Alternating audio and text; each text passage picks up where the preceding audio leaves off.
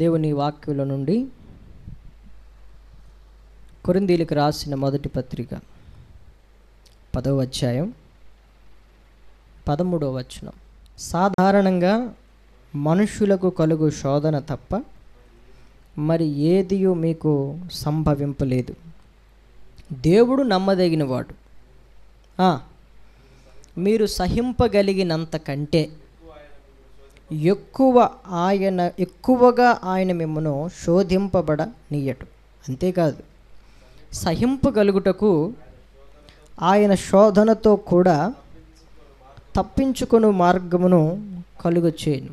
చదవబడిన లేఖన భాగాన్ని మనం గ్రహిస్తే అపోస్తులుడైన పౌలు కొరింథీయులకు లేఖ రాస్తూ తన మొట్టమొదటి లేఖలో ఈ మాటలు అంటున్నాడు. ఏమని?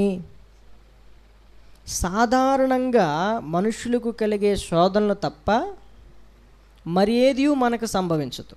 ఇప్పుడు మనం అనుభవిస్తున్న శోధనలన్నీ కూడా జంతువులకు వచ్చిన శోధనలు మనకు రావు.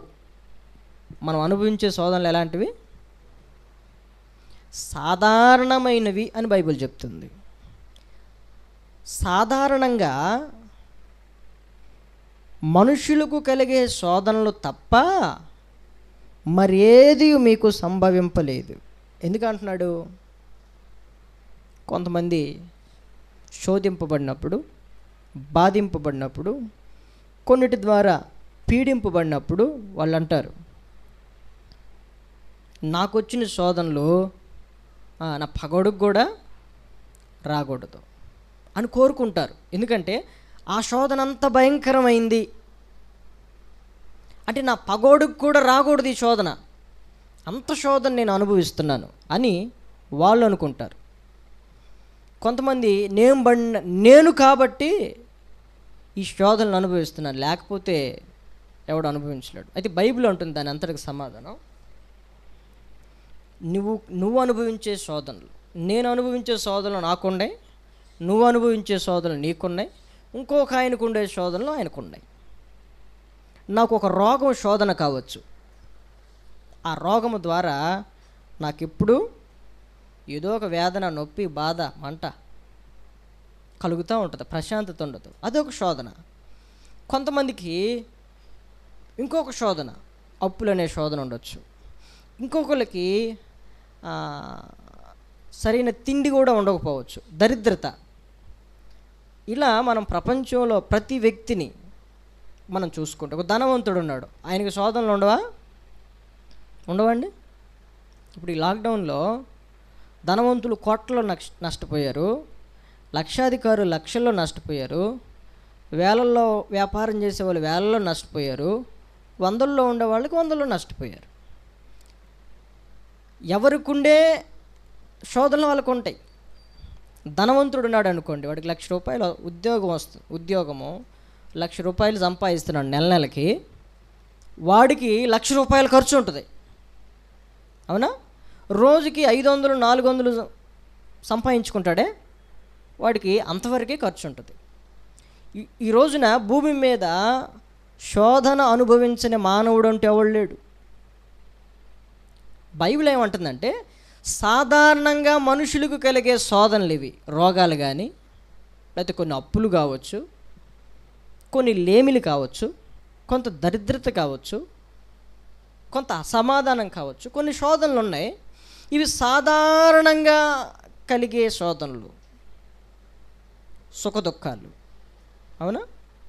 కలిమి, లేమి, దీనస్థితి, సంపన్న స్థితి, ఇవన్నీ కలిస్తేనే జీవితం అన్నాడు సొలొమోను. చనిపోయిన తర్వాత మనిషి ఏం జరుగుతుందో వాడు ఎరక్కుంటున్నట్లు దేవుడు సుఖదుఖాలను జతపరిచాడు అని సొలొమోను అంటాడు. మానవ జీవితంలో సుఖము ఉంటుంది, దుఃఖం ఉంటుంది, శోధనలు ఉంటాయి, శోధనలు కూడా ఉంటాయి. ఎలాంటి శోధనలు అయ్యా అంటే, సాధారణమైన శోధనలు వేరు, శోధనలు ఇంకా వేరే విధమైన ఉన్నాయి. అవి కూడా సాధారణంగా మనుషులు అనుభవించే శోధనలు తప్ప మీరేమీ అనుభవించలేదు, కానీ మీరు కాస్త ఓవర్ యాక్షన్ చేస్తున్నారు. అమ్మో, మా అంతా మేం కాబట్టి మేమైతేనే అంటారు. ఇలాంటి మాటలన్నీ కొట్టిపడేస్తూ పౌలు కొరింథీయులతో అంటాడు, సాధారణంగా మనుషులకు కలిగే శోధనలేరా మీకు వచ్చింది, అవి తప్ప ఏమీ సంభవించలేదు. అయితే ఆ శోధనలో దేవుడు నమ్మదగినవాడు. దేవునికి స్తోత్రం, హల్లెలూయా. ఎందుకు నమ్మదగినవాడంటే మీరు సహింపగలిగినంత కంటే ఎక్కువగా ఆయన మిమ్మల్ని శోధింపబడనీయడు. ఎవరు శోధిస్తున్నారు ఇక్కడ? దేవుడే శోధిస్తున్నాడు. ఎలాంటి శోధనలు? ఇవి సాధారణంగా వచ్చే శోధనలు. ఒకవేళ శోధన వచ్చింది, ఎలా ఉంటుంది అంటే మనం సహించగలిగిన దానికంటే ఎక్కువగా ఆయన మనల్ని శోధింపబడనివ్వడు. నేను భరించలేనంత బాధ అండి అంటది. నేను భరించలేనన్ని సమస్యలు, నాకు మించినవి అనుకుంటా ఉంటాం. బైబిల్ అంటుంది, నువ్వు ఎంతవరకు సహించగలుగుతావో అంతవరకే దేవుడు పెడతాడు. ఆయన అనంత జ్ఞాని, హృదయ రహస్యాలు ఎరిగిన దేవుడు. దేవునికి స్తోత్రం, హల్లెలూయా. ఇప్పుడు నేనున్నాను, నేను ఎంతవరకు తట్టుకుంటాను? నా మైండ్ ఏంటి, నా శక్తి ఏంటి, నా బలహీనత ఏంటి ఆయనకి తెలుసు. కాబట్టి నాకు మించినట్లుగా ఆయన నన్ను బాధ పెట్టడు. నాకు మించిన శోధనలు నా మీదకి ఆయన తీసుకుని రాడు. ఇప్పుడు మీరున్నారనుకోండి, మీ శక్తి మీ సామర్థ్యాన్ని బట్టి మీరు సహించగలిగినంత వరకే ఆ శోధన వస్తుంది. అయితే మరొక విషయం చెబుతున్నాడు, ఆ శోధనలో దేవుడు నమ్మదగినవాడు. అందుకే కీర్తనకారుడు అంటాడు, ఆపత్కాలములో నమ్ముకొనదగిన సహాయకుడు ఆయనే. దేవునికి మహిమ కలుగునుగాక. హల్లెలూయా, హల్లెలూయా, హల్లెలూయా.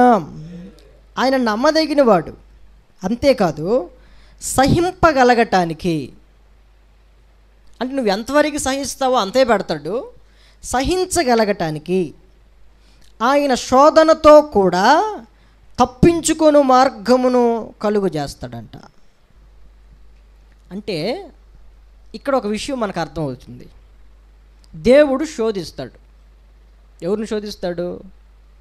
ఆయన స్వరూపంలో పుట్టిన మానవులను శోధిస్తాడు. తన రూపంలో చేసుకున్న మనుషుల్ని శోధిస్తాడు. ఎందుకు శోధిస్తాడు? దేవుడు ఏదైనా చేస్తే ఉపయోగం లేకుండా ఏది ఉండదు. నిరాకారంగా ఉన్నదాన్ని ఒక ఆకారానికి తీసుకొచ్చే దేవుడు, నిష్ప్రయోజనంగా ఉన్నదాన్ని ప్రయోజనకరమైనదిగా చేసే దేవుడు. మరి ఏమీ లేని వాటిని ఎందుకు శోధనలోకి తోస్తున్నాడు అంటే దాని ద్వారా కూడా మనకు మేలుంది. అదేంటో మనకు ముందు వాక్య భాగంలోకి వెళ్తే మనకు అర్థమవుతుంది. దేవుడు శోధిస్తున్నాడు. ఎంతవరకు శోధిస్తాడయ్యా అంటే నువ్వు ఎంతవరకు సహిస్తావో అంతవరకే. మనం కాస్త ఓవర్ యాక్షన్ చేస్తాం అన్ని విషయాల్లో. నా బాధ భరించలేనంత గొప్పది నా పరిస్థితులు, నా శక్తికి మించిన అంటాం మనం. బైబిల్ అంటుంది సహించగలగటానికి ఆ శోధనలో తప్పించుకునే మార్గం చూపిస్తాడట.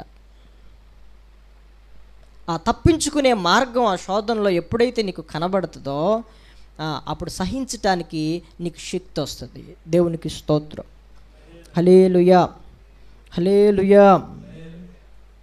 నేను మీకు బైబిల్ గ్రంథంలో ఎందుకు అట్లా ఆయన చేస్తాడో నేను ఒక విషయాన్ని గుర్తు చేయాలని ఆశపడుతున్నాను. హెబ్రీలకు రాసిన పత్రిక 2వ అధ్యాయము 18వ వచనంలో సంగతులను ఒకసారి చదవండి.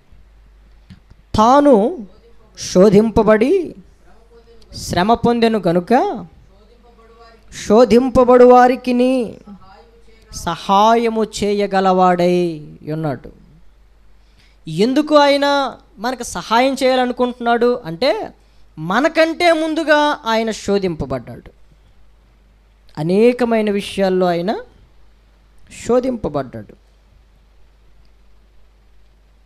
శోధింపబడ్డాడు కాబట్టి ఆయన గురించి రాయబడిన వాక్యం ఏంటంటే శోధింపబడిన వారికి సహాయము చేయగలిగిన వాడిగా ఉన్నాడు. ఆయన ఇప్పుడు మనల్ని శోధిస్తున్నాడు. ఆయన మనల్ని ఎప్పుడు శోధిస్తున్నాడు? మనము సహింపగలిగినంతకంటే ఎక్కువ ఆయన మనల్ని శోధించడు. ఆ శోధనలో తప్పించుకునే మార్గాన్ని మనకు చూపిస్తాడు. దాని ద్వారా ఒక పాఠాన్ని మనం నేర్చుకుంటాం. నాకే ఎందుకు ఈ శోధనలు అని మనం అంటాం. నాకు వచ్చిన శోధనలు ఎవరికి రాకూడదని మనం అనుకుంటూ ఉంటాం. కానీ శోధించేది ఎవరయ్యా అంటే దేవుడే. శోధనలో తప్పించుకునే మార్గాన్ని చూపించేది కూడా దేవుడే. ఆ శోధనలో నమ్ముకొనదగిన దేవుడు కూడా ఆయనే. ఆయన అంటాడు, నువ్వు శోధింపబడ్డావు కాబట్టి నేను నీకు సహాయం చేస్తాను. ఏంటా సహాయం అంటే శోధనలో తప్పించుకునే మార్గం చూపిస్తాడు. దేవునికి స్తోత్రం. హల్లెలూయా, హల్లెలూయా. శోధనలో నుండి ఎలా బయటపడాలి, దానిలో నుండి ఎలా బయటపడాలి, ఒక మార్గం చూపిస్తాడు. మరొక విషయం జ్ఞాపకం చేస్తాను మీకు. హెబ్రీలకు రాసిన పత్రిక 4వ అధ్యాయం 15వ వచనం. మన ప్రధాన యాజకుడును మన బలహీనతల యందు మనతో సహానుభవము లేనివాడు కాడు, కానీ సమస్త విషయముల్లోనూ మనవలనే శోధింపబడినను ఆయన పాపము లేనివాడుగా ఉండెను. ఈ శోధన ఏం చేస్తుందయ్యా అంటే మనం దీన్ని సహించలేము, దీన్ని భరించలేమని మనం అనుకున్నప్పుడు ఈ శోధనలో మనం ఏదో ఒక పాపంలో పడిపోతాం. ప్రభు సహాయం మనం తీసుకోకపోతే, శోధనలో తప్పించుకునే మార్గాన్ని ప్రభువు చూపించిన నువ్వు వెళ్ళకపోతే నువ్వు పాపంలో పడిపోతావు. నేనైనా పడిపోతాను. యేసుక్రీస్తు ప్రభువు కూడా 2000 సంవత్సరాల క్రితం మన వలె రక్త మాంసాలు కలిగి మనకున్న బలహీనతలు ఆయనకు ఉన్నాయి. ఇప్పుడు మనం శరీరంలో బలహీనలో మంటి వాళ్ళమని దేవుడే జ్ఞాపకం చేసుకున్నాడు. విసరి వెళ్ళి మరలా రాని గాలి లాంటి వాళ్ళం. అలాంటి శరీరాన్ని ధరించుకున్న ఆయన సమస్త విషయాల్లో మనవలే శోధింపబడినను. అంటే దేవుడు అన్ని విషయాల్లో మనల్ని శోధిస్తాడు. ఎందుకయ్యా అంటే యోబు అనుభవం, శోధింపబడిన పిమ్మట నేను సువర్ణంగా మార్చబడిదని అన్నాడు. దేవునికి స్తోత్రం, హల్లెలూయా. మనం పాడుకుంటాం కదా, శోధింపబడిన మీదట నేను సువర్ణమై మారెదను అని పాడుకుంటాం. బంగారం ఎందుకు శోధింపబడాలి? అది ఎక్కడో మట్టిలో పడుతుంది బంగారం. మట్టిలో ఉన్న బంగారాన్ని ఒక విలువైన బంగారంగా, ఓ అమూల్యమైన బంగారంగా అది మార్చబడాలంటే అగ్నిలో దాన్ని శోధించాలి. శోధించినప్పుడు ఏమవుతాయా అంటే దానిలో ఆ శుద్ధ సువర్ణం అనేది బయటకు వస్తుంది. అవునా? దేవుడు మనల్ని ఎందుకు శోధిస్తాడయ్యా అంటే మనల్ని కూడా భూమిలో నుండే తీసింది. మన బిడ్డలను మనం అనుకుంటాం, నా బంగారం అంటాడు తండ్రి పిల్లల్ని, నా వెండి అంటారు. అది శుద్ధ సువర్ణంగా మార్చబడాలి అంటే ఆ బంగారాన్ని పుటం వేస్తాడు ఆయన. పుటం వేసినప్పుడు దానిలో నుండి శుద్ధ సువర్ణం బయటకు వస్తుంది. దేవుడు కొంతమందిని పుటములో వేసినప్పుడు వాళ్ళు శుద్ధ సువర్ణంగా మార్చబడటానికి ఇష్టపడట్లేదు. అందుకని ఇక్కడ రాయబడింది, సమస్త విషయాల్లో మనం కూడా శోధింపబడతాం, ఆయన కూడా శోధింపబడ్డాడు. అంతవాడికి బాగుంది. అయినను ఆయన పాపము లేనివాడిగా ఉన్నాడు. శోధన ఏం చేస్తుందయ్యా అంటే శోధనలో తప్పించుకునే మార్గం మనకి తెలియకపోతే ఆ శోధన మనల్ని పాపంలోనికి తీసుకెళ్తుంది. శోధనలో మన పాపంలోనికి తీసుకెళ్తుంది. కాబట్టి సహింపగలిగినంతకంటే ఎక్కువ ఆయన మనల్ని శోధించటానికి ఇష్టపడట్లేదు. ఎందుకనో మరికొన్ని విషయాలు నేను మీకు దేవుని యొక్క వాక్యంలో జ్ఞాపకం చేస్తాను. పేతురు రాసిన పత్రిక 1వ అధ్యాయం 7వ వచనం. నశించిపోవు స్వర్ణము అగ్ని పరీక్ష వలన శుద్ధపరచబడుచున్నది కదా,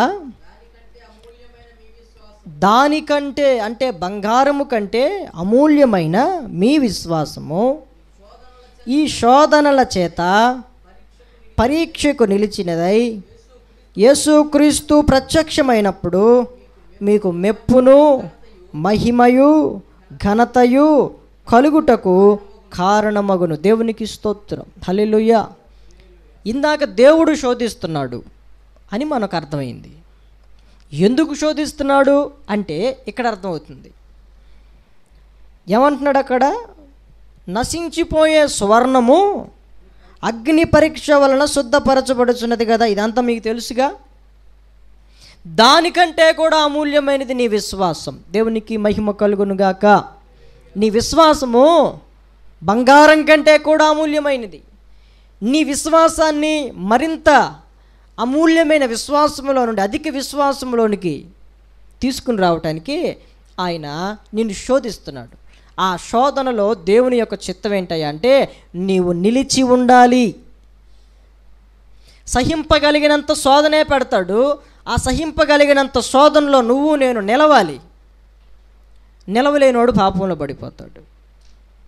నిలిచిన వాడికి మెప్పు మహిమ ఘనత ఆయన ప్రత్యక్షమైనప్పుడు కలుగుతుంది.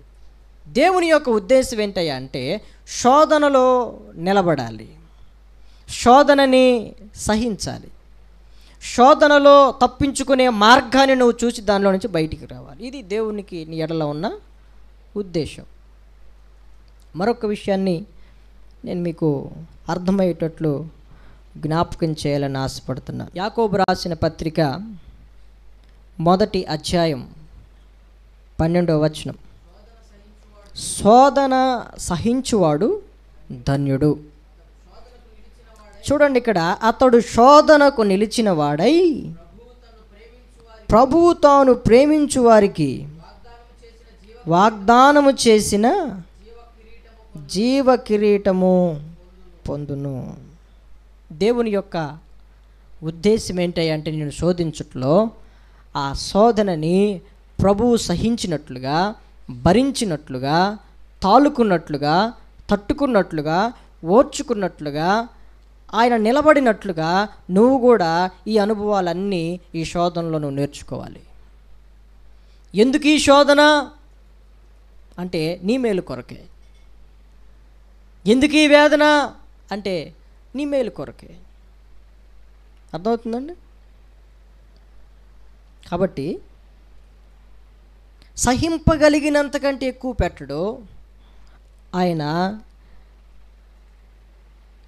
దాన్ని సహించమంటున్నాడు, దాన్ని ఓర్చుకోమంటున్నాడు. అట్టివాడు ఏమవుతాడంట? ధన్యుడు.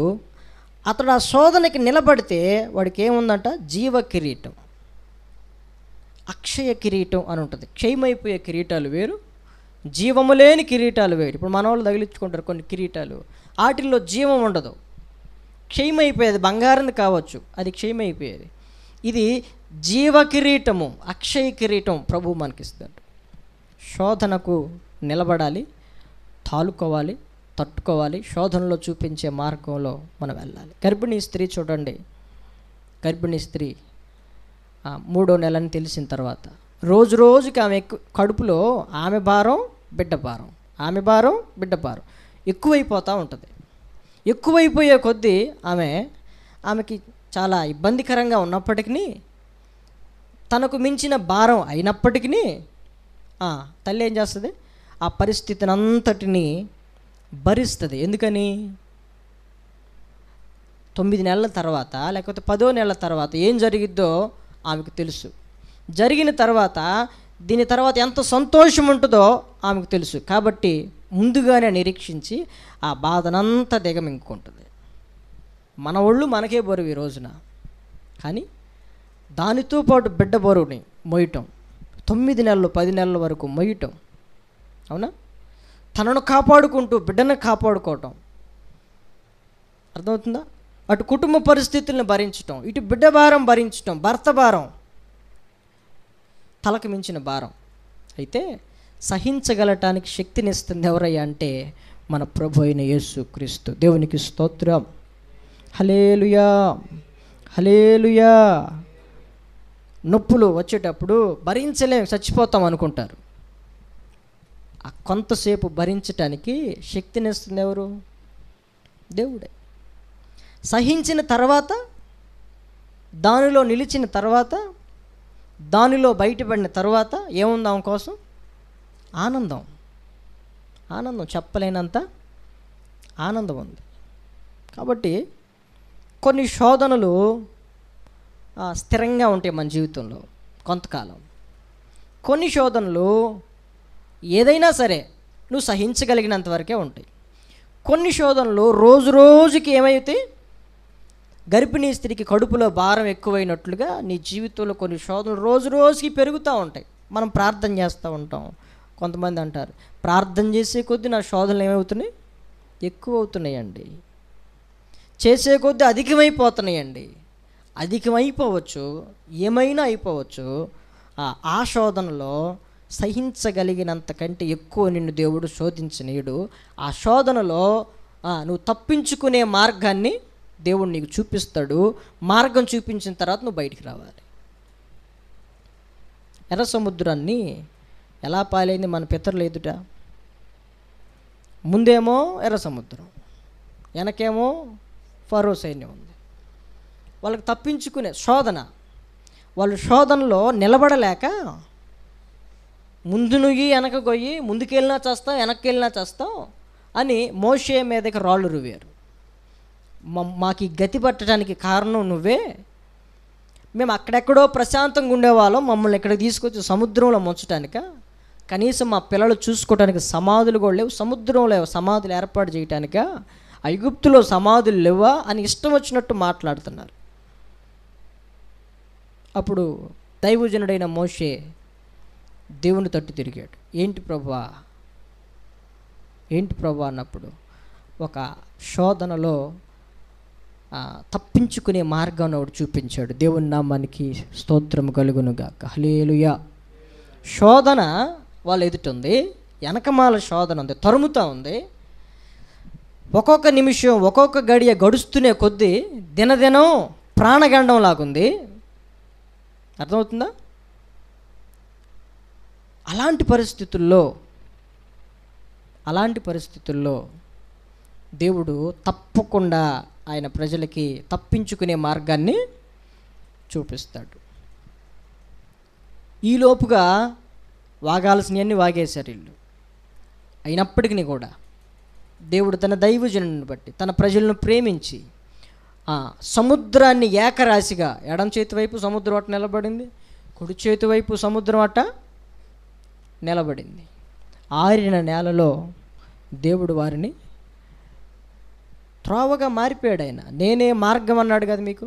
ఏ మార్గం లేని వారికి నేనే మార్గం, ఏ దిక్కు లేని వారికి నేనే దిక్కు. అర్థమవుతుందా? అక్కడ మార్గం ఉందా? రోడ్డు ఉందా? అక్కడ లేదు. కానీ శోధనలో తప్పించుకునే ఒక మార్గం మాత్రం తప్పకుండా ప్రభువు తన ప్రజలకి చూపిస్తాడు. ఆ త్రోవ చూపించినప్పుడు దానిలో కూడా నడుచుకుంటూ వెళ్ళాలి.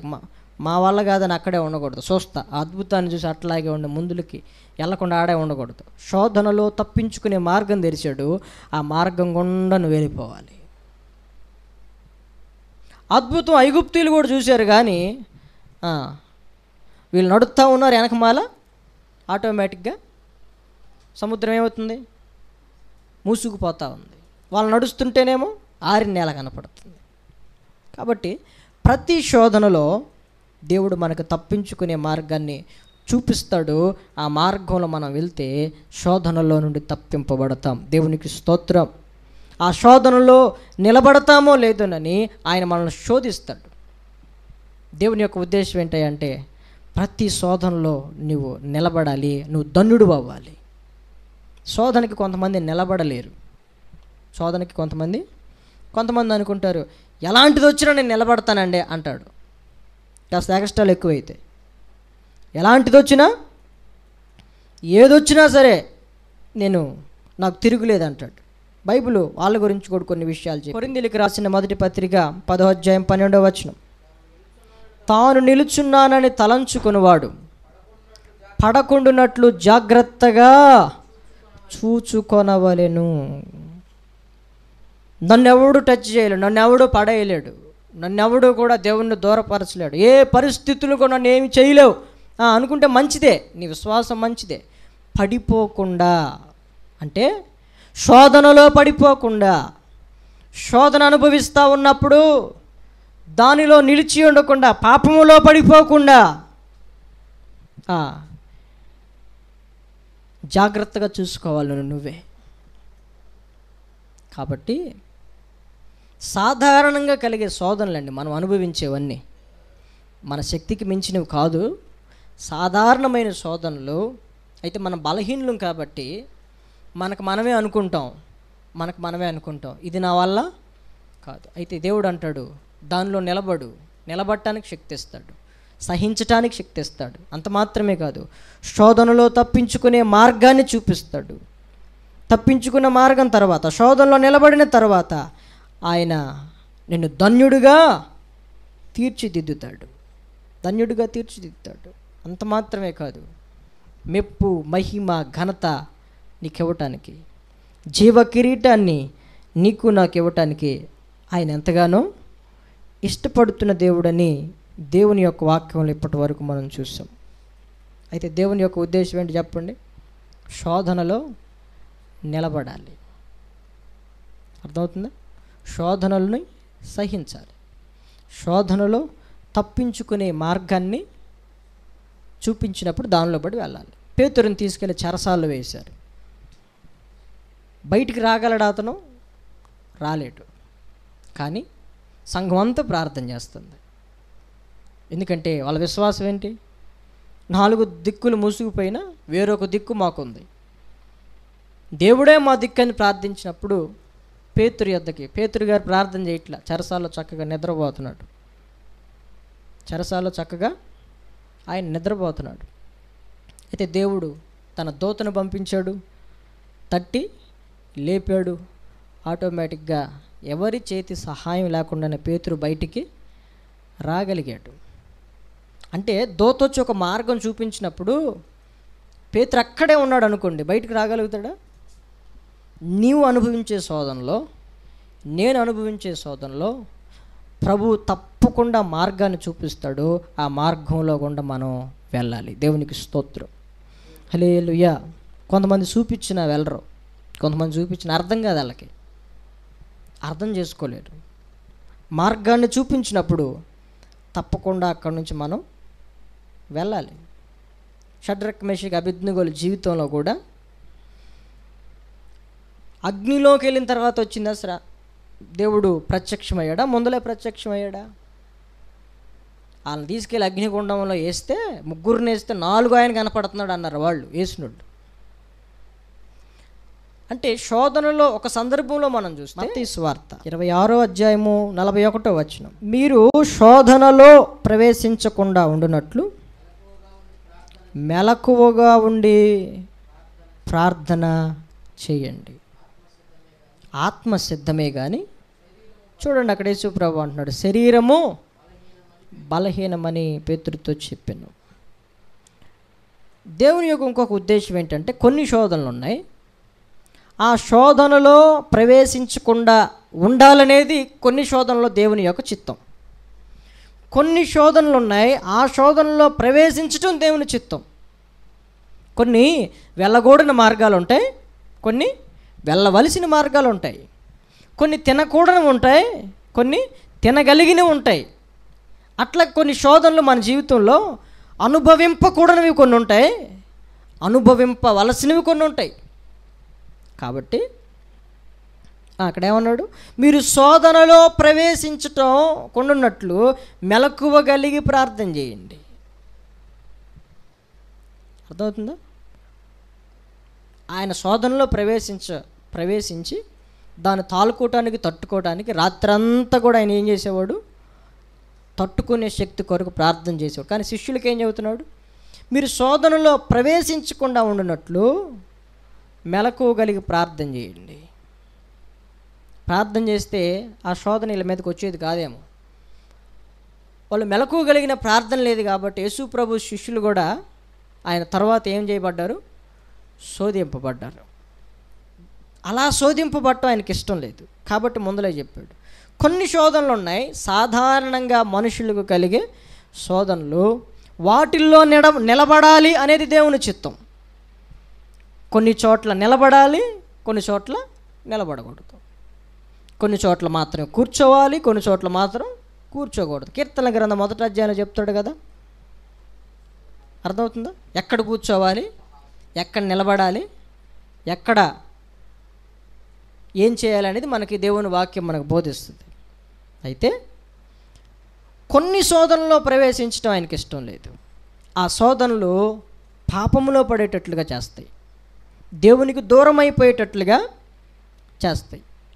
అవి ఏంటో కూడా నేను మీకు జ్ఞాపకం చేయాలని ఆశపడుతున్నాను. యాకోబు రాసిన పత్రిక 1వ అధ్యాయము 13వ వచనం, దేవుడు కీడు విషయమై శోధింపబడనేరడు, ఆయన ఎవనిని శోధింపడు, గనుక ఎవడైనను శోధింపబడినప్పుడు నేను దేవుని చేత శోధింపబడుచున్నానని అనకూడదు. ప్రతివాడును తన స్వకీయమైన దురాశ చేత ఎడవబడి మరులు కొల్పబడిన వాడై శోధింపబడను. దురాశ గర్భము ధరించి పాపమును కనగా పాపము పరిపక్వమై మరణమును కనును. నా ప్రియ సహోదరులారా, మోసపోకూడదు. చాలండి అంతవరకు. ఈ వాక్యాన్ని కాస్త అర్థవంతంగా మనం గమనిస్తే, దేవుడట మనం కీడులో పడేటట్లుగా శోధించడట. అర్థం చేసుకోవాలి అక్కడ మనం. దేవుడు మనం నాశనం అయిపోయేటట్లు శోధించడు. మరి ఈ శోధన ఎవరు తీసుకొస్తారు అంటే శోధకుడు. యేసు ప్రభు చెప్పాడు, శోధకుడు ఆయన్ని పర్వతములకి తీసుకెళ్ళి దేవాలయ పంచుల మీదకి తీసుకెళ్ళి ఏమంటున్నాడు, నీవు దేవుని కుమారుడు అయితే ఈ రాళ్ళని రొట్టెలుగా చేసుకుని తిను. వాడి పేరేంటంట? శోధకుడు. మత్తయి సువార్త 4వ అధ్యాయం 1వ వచనం, అప్పుడు యేసు అపవాది చేత శోధింపబడుటకు ఆత్మ వలన అరణ్యమునకు కొనిపోబడెను. 40 దినములు 40 రాత్రులు ఉపవాసముండిన పిమ్మట ఆయన ఆకలి గొనగా ఆ శోధకుడు ఆయన యొద్దకు వచ్చి, నీవు దేవుని కుమారుడవైతే ఈ రాళ్ళు రొట్టెలగునట్లు ఆజ్ఞాపించుమని. అందుకైనా మనుషుడు రొట్టె వలన మాత్రము కాదు కానీ దేవుని నోట నుండి వచ్చు ప్రతి మాట వలన జీవించునని వ్రాయబడి ఉన్నది నేను. అంతటా అపవాది పరిశుద్ధ పట్టణమునకు ఆయన తీసుకుని పోయి దేవాలయ శిఖరమును ఆయన నిలవబెట్టి, నీవు దేవుని కుమారుడవైతే క్రిందికి దుమ్ముకుము, ఆయన నిన్ను గూర్చి తన దూతలకు ఆజ్ఞాపించును, నీ పాదం ఎప్పుడైనను రాతికి తగలకుండా వారు నిన్ను చేతులతో ఎత్తికొందురు అని వ్రాయబడి ఉన్నదని ఆయనతో చెప్పాను. అందుకు యేసు, ప్రభు అయిన నీ దేవుని నీవు శోధింపవలదని మరి ఒక చోట వ్రాయబడి ఉన్నదని వానితో చెప్పాను.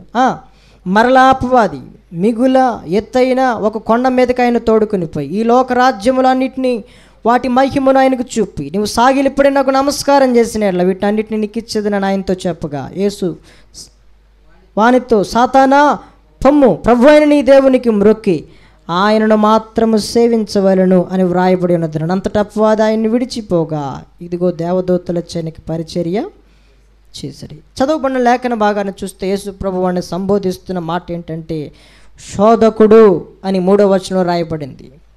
ఆ శోధకుడు ఆయన యొద్దకు వచ్చి, ఈ శోధకుడు కీడు విషయమై నాశనమైపోయేటాడు, దేవుని యొక్క ప్రణాళికని ఎడల నాశనమైపోయేటట్లుగా, దేవుని యొక్క చిత్తం, దేవుని యొక్క సంకల్పం, దేవుని యొక్క ఉన్నతమైన తలంపులు నీ ఎడల నాశనమైపోయేటట్లు, తారుమారైపోయేటట్లుగా వీడు నిన్ను శోధిస్తాడు.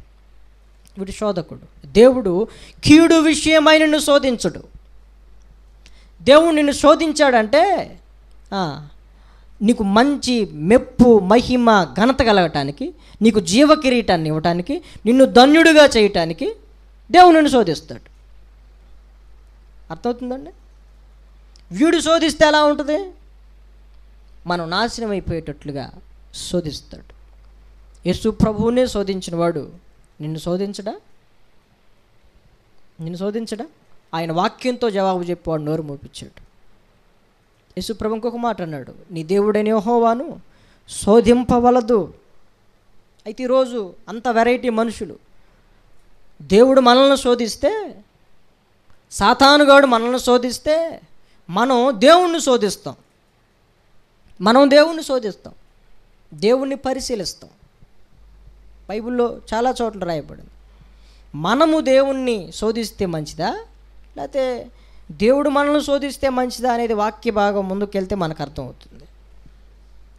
వాక్య భాగం ముందుకెళ్తే అర్థమవుతుంది. అందుకని మనం ఇందాక యాకోబు పత్రికలో చదివాం, దేవుడు కీడు విషయమై నిన్ను శోధింపనేరడు. ఒకవేళ ఆయన ఎవరిని శోధించడు. ఒకవేళ ఎవడైనా దేవుని చేత శోధింపబడుతున్నానని వాడి చేత శోధింపబడినప్పుడు అనకూడదు. ఎందుకంటే ప్రతివాడును తనకి స్వకీయమైన కొన్ని దురాశలు ఉన్నాయి. ఆశ వేరు, దురాశ వేరు. సుఖ వేరు, సుఖభోగం వేరు. అర్థమవుతుందండి? వాటిలో ఏడవబడి మరులు కొల్పబడి శోధింపబడతాడు. ఈ శోధన వాడిని ఎక్కడికి తీసుకెళ్తుంది? వాడిని శుద్ధ సువర్ణంగా మార్చిద్దా ఈ శోధన? చూడండి, దురాశ గర్భం ధరించిందట, పాపాన్ని కందట, పాపం పరిపక్వమై మరణం బయటకు వచ్చిందంట. కొంతమంది శ్రమలు, కొంతమంది శోధనలు వచ్చినప్పుడు తట్టుకోలేక వారి యొక్క దురాశలకి ఎడవబడి మరులు కొల్పబడి ఈ పాపాన్ని కని చివరికి ఆత్మహత్య చేసుకుని చస్తారు. ఇవి శోధకుడు ద్వారా వచ్చే శోధనలు. దేవుడు ఒక మనిషిని శోధిస్తే ఆ మనిషి ఆత్మహత్య చేసుకుని సావడు. యూదా ఇస్కరియోతు ఉన్నాడు బైబిల్ గ్రంథంలో. దేవుడు శోధించాడని చెప్పి ఊరు పెట్టుకుని చచ్చాడా? తాలుకోలేక చచ్చాడు. ఎందుకు చచ్చాడు? సాతాను వాణ్ణి శోధించినప్పుడు ఏడవబడ్డాడు. పౌలు అంటాడు కదా కొరింథీ పత్రికలో, పాపము ద్వారా నేను ఏడవబడ్డాను అంటాడు. రోమాపత్రిక 7వ అధ్యాయము 23వ వచనం, వేరొక నియమము నా అవయవముల్లో ఉన్నట్టు నాకు కనబడుచున్నది, అది నా మనస్సునందున్న ధర్మశాస్త్రముతో పోరాడుచు నా అవయవములలో నున్న పాప నియమమునకు నన్ను చెరపట్టి లోపరుచుకుంటుంది. ఏం చేస్తుంది? వాడు ఏం చేస్తాడా అంటే చెరపట్టుకుని ఈడ్చుకుని వెళ్తాడు, లోపరుచుకుంటాడు. దానిలో గనక మనం అలాగా చెరపట్టబడినట్లయితే ఆ దురాశ ద్వారా గర్భము ధరించి పాపము పరిపక్వై మరణాన్ని కనిద్ది. వాళ్ళు యూదా ఇస్కరియోతులాగా బ్రతుకుట కంటే సచ్చుట మేలు అనుకుని వాళ్ళు చేస్తారు. బైబిల్ గ్రంథంలో చాలామంది ఇలాగే అనుకున్నారు. శ్రమలొద్దు ప్రభు అంటారు. శ్రమలను తట్టుకునే శక్తి కోసం మాత్రం దేవుణ్ణి వాళ్ళు అడగరు. కొంతమంది ప్రకటనలు మనం వింటే, ప్రభువుని నమ్ముకోండి మీ శ్రమలన్నీ పోతాయి అంటారు. ఎంతవరకు కరెక్టు? ప్రభువుని నమ్ముకుంటే శ్రమల్లో నిలవబడాలి అని చెప్పాలి. ప్రభువుని నమ్ముకుంటే శ్రమలు వస్తాయి, శోధనలు వస్తాయి, శోధనలు తప్పించుకునే మార్గం దేవుడు చూపిస్తాడని చెప్పాలి. ప్రభువుని నమ్ముకుంటే శ్రమలు వస్తాయి, శోధనలు వస్తాయి, దాని ద్వారా దేవుని మూలంగా మెప్పు, మహిమ, ఘనత కలుగుతాయని చెప్పాలి. శ్రమల వలన అమూల్యమైన విశ్వాసం పవిత్రపరచబడిద్దని చెప్పాలి. ఆ శోధనల ద్వారా ఇంకా ధన్యులుగా మార్చబడతామని చెప్పాలి. ఈరోజు మనం చూస్తే ప్రభువు నమ్ముకుంటే చాలు, మీ శోధనలన్నీ పోతాయి. శోధనలు పోవండి, శోధనలు వస్తాయి. అవి సహింపగలిగిన శోధనలే. ఆ శోధనలు తప్పించుకునే మార్గం దేవుడే చూపిస్తాడు. ఆయన శోధింపబడ్డాడు కాబట్టి శోధింపబడుతున్న మనకు సహాయము చేయగలిగిన వాడై ఉన్నాడు. దేవునికి మహిమ కలుగునుగాక. హల్లెలూయా. అయితే మనం యాకోబు పత్రికలో మనం చూసిన భాగంలో వాళ్ళు ఏడవబడి, మరులు కొల్పబడి, శోధింపబడి ఆత్మహత్య చేసుకుంటారు. శోధకుడు ద్వారా శోధింపబడినప్పుడు. అందుకనే శోధకుడు ద్వారా సమస్త విషయాల్లో యేసు ప్రభు శోధింపబడినా ఆయనకు అలాంటి పరిస్థితులు రాలా. అందుకని పౌలు అంటాడు కదా, బ్రతుకుట క్రీస్తే, చావైతే మరీ లాభం అన్నాడు. మరి కొంతమంది దైవజనులు అనుకున్నారు బ్రతుకుడ్డ కంటే చచ్చుట మేలు అన్నాడు ఏలియా. బ్రతుకుడ్డ కంటే చచ్చుట మేలు అన్నాడు ఇంకొక ఆయన యోనా గారు. ఇట్లా కొంతమంది ఈ బ్రతికే కంటే సావటం మేలు అనుకున్నారు. వారి శోధనల్లో పరీక్షకు నిలవలేక దేవుడు మనకు పెట్టే శోధనలో ఎలాంటిదయ్యా అంటే అది పరీక్ష లాంటిది. సంవత్సరం అంతా చదివి పరీక్షలోకి వెళ్ళి నిలబడి పరీక్ష రాస్తే దాని ద్వారా వాడికి ఏం కలిగిద్ది? మంచి మార్కులు వస్తే మెప్పు, మంచి పేరు కలిగిద్ది. దేవుడు మన ఆత్మీయ జీవితంలో కొన్ని శోధనల్ని అనుమతిస్తాడు. వాటిల్లో మనం నిలవబడాలి. దానివల్ల ప్రయోజనం ఏంటి? రెండు విషయాలు మనం చూసాం. ఇప్పుడు దేవుడు శోధిస్తాడు, సాతానుగాడు శోధిస్తాడు. దేవుడు కీడు విషయమే శోధించాడు, సాతానుగాడు మనం నాశనం అయిపోయేటట్లు శోధిస్తాడు. అర్థమవుతుందండి? కాబట్టి మరొక విషయం చెప్తాను. యాకోబు రాసిన పత్రిక 1వ అధ్యాయం 2వ వచనం, సహోదరులారా మీ విశ్వాసమునకు కలుగు పరీక్ష. దేనికి పరీక్ష? మన విశ్వాసానికి కలుగు పరీక్ష ఏంటి? దేవుడు మన జీవితంలో అనుమతించే సాధారణమైన సహింపగలిగిన శోధన. ఈ శోధన ఒక పరీక్ష లాంటిది. దేనికి పరీక్ష? మన విశ్వాసానికి పరీక్ష. ఆ పరీక్ష ఏం పుట్టిస్తుంది? మనలో ఓర్పును పుట్టించింది. ఆ శోధన లేకపోతే మనలో ఓర్పు రాదు. ఇప్పుడు ఈ శోధన దేనికి చెప్పండి? మనలో మనకు ఓర్పు ఉండదు, నిరీక్షణ ఉండదు, తట్టుకోలేం, తాలుకోలేం. ఆ ఓర్పు పుడుతుందంట దాంట్లో. శోధనలో ఏం పుట్టిద్ది? ఓర్పు పుట్టించునని ఎరిగి మీరు నానా విధములైన శోధనల్లో పడినప్పుడు అది మహా ఆనందమని ఎంచుకొనుడి. ఒకటి కాదు శోధనలో. ఇటు దేవుడు శోధిస్తాడు, ఒకవైపు వాడు శోధిస్తాడు. అందుకని బైబిల్ అంటుంది నానా విధములైన శోధనలో పడినప్పుడు అది మహా ఆనందం మరి మీరు ఎంచుకోండి. అలా ఎంచుకుంటేనే శోధనలో నిలబడగలరు. ఎలాగా? ఉదయం అంతా పని చేస్తే సాయంత్రానికి ఏమొస్తుంది అని పని చేస్తాడు చెప్పండి? డబ్బులు వస్తాయి. దాని ద్వారా కుటుంబం జీవనం గడుపుకోవచ్చు. అంత కష్టపడగలుగుతున్నాడు అంటే దాని వెనకమాల, దాని తర్వాత వచ్చే 500 కోసం, 1000 రూపాయల కోసం. ఒక నెలంతా జీతం తీసుకోకుండా ఆఖరికి తీసుకుని నెలంతా పనిచేస్తున్నాడంటే దేనికోసం? ఆయన ఎదురుచూపులు జీతం కోసం.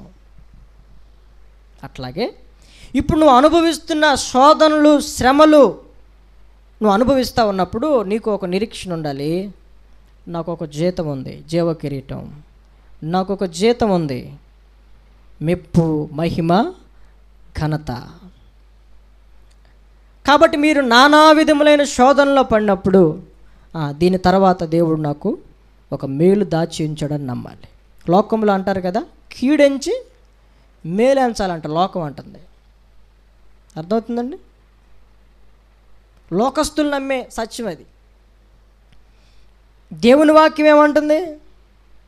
మీరు శ్రమలలో మహా ఆనందమని, అంటే శ్రమ తర్వాత, శోధన తర్వాత సంతోషం, దుఃఖము తర్వాత సంతోషం, అవమానం తర్వాత ఘనత. అర్థమవుతుందా? ఇవన్నీ కూడా ఎవడూ కాదనలేని సత్యాలు. ఇప్పుడు శోధన వచ్చింది, శోధన తర్వాత ఖచ్చితంగా తగిన ప్రతిఫలం అనేది, దేవుని సహాయాన్ని మనం అనుభవించగలుగుతాం. అయితే ఆ శోధనలో పడిపోకూడదు, శోధనలో నిలవబడాలి. సముద్రం దగ్గరికి వెళ్ళినప్పుడు అలలకు ఎదురు నిలబడకూడదు, కాస్త వంగాలి. శోధనలో వంగిపోకూడదు. శ్రమ దినమున నీవు కృంగిన ఎడల చేతగాని అవుతావని సామెతల గ్రంథం చెప్తుంది. శ్రమ దినమున శ్రమకి, శోధనకి నువ్వు నిలబడి ఉండాలి. నిలుచుంటే అది నీలో ఏం పుట్టిస్తుందయ్యా అంటే మనకు తొందరపాటు. ప్రతి దానిలో కూడా తొందరపాటు నిర్ణయాలు, తొందరపడి మాట్లాడతాం. ప్రతి దానిలో ప్రార్థన చేసిన వెంటనే తొందరగా జవాబులు రావాలి. అయితే ఈ శోధన అనే పరీక్ష మన విశ్వాసానికి కాబట్టి ఆ విశ్వాసానికి కలుగు ఈ పరీక్ష మనలో ఏం పుట్టిస్తుందయ్యా అంటే ఓర్పును పుట్టిస్తుంది. దేవునికి స్తోత్రం, హల్లెలూయా. దీనికి మందులు ఏమి ఉండవు. ఓర్పులు రావడానికి మందులు ఏమైనా ఉంటాయా? పరిస్థితుల్లో నుంచి కొన్ని నేర్చుకుంటాం. ఇప్పుడు నేను వేరే రాష్ట్రం వెళ్ళాను అనుకోండి, నాకు తెలుగు ఒకటే వచ్చు, కానీ నేను బతకాలంటే అక్కడ ఆ రాష్ట్రం వాళ్ళ భాష నేర్చుకోవాలంటే ఆటోమేటిక్గా నాలో నుండి ఏం పుట్టిద్ది?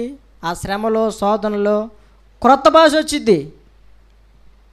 పరిస్థితులను బట్టి కొన్ని నేర్చుకుంటాం. పరిస్థితులను బట్టి రాని భాష అక్కడ వచ్చిద్ది, తప్పకుండా నేర్చుకోవాలి. ఈ శోధనలో కూడా నీకు రాని ఓర్పు నీలోకి వచ్చిద్ది. దేవునికి స్తోత్రం, హల్లెలూయా. నీకు లేకపోవచ్చు, నాకు ఉండదు, ఎవరికి ఉండదు. కానీ శోధనలో అనే పరీక్ష ద్వారా ఆటోమేటిక్గా పరిస్థితులను బట్టి మనలో ఏం పుట్టిద్ది? నిలవలేనోడికి టెన్షన్ పుట్టిద్ది. శోధనలో నిలబడలేనోడు వాడు ఉంటాడు అనుకోండి, అంత గాబరా పడిపోతాడు, టెన్షన్ పడిపోతాడు. ఆ టెన్షన్లో వాడికి ఆ మార్గం కూడా తెలియదు, ఆ శోధనలో సహాయం కూడా పొందుకోలేడు. కాబట్టి శోధనలో నిలబడి నా సహాయకుడు నీవే అని ఎదురు చూస్తే ఆశ్చర్యకరమైన సహాయం మనకు అందిద్ది. ఆ సహాయం ఎప్పుడైతే అందిద్దో ఏంటి ఆ సహాయం అంటే, నీలో ఓర్పు పుడుతుంది, శోధనని తట్టుకుంటావు. మళ్ళా ఇంకా ఏదైనా శోధన వస్తే ఇంకా తట్టుకోగలుగుతావు, దానిలో అనుభవాన్ని నేర్చుకుంటావు. యేసు ప్రభు కూడా ప్రతి శోధనలో నిలవబడి, ప్రత్యేకించి సిలువ కార్య విషయంలో ప్రతి దానిని కూడా తట్టుకున్నాడు.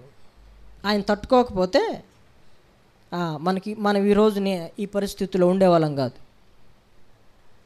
మనం తట్టుకున్నాం అనుకోండి, మన తర్వాత వారికి మంచి భవిష్యత్తు.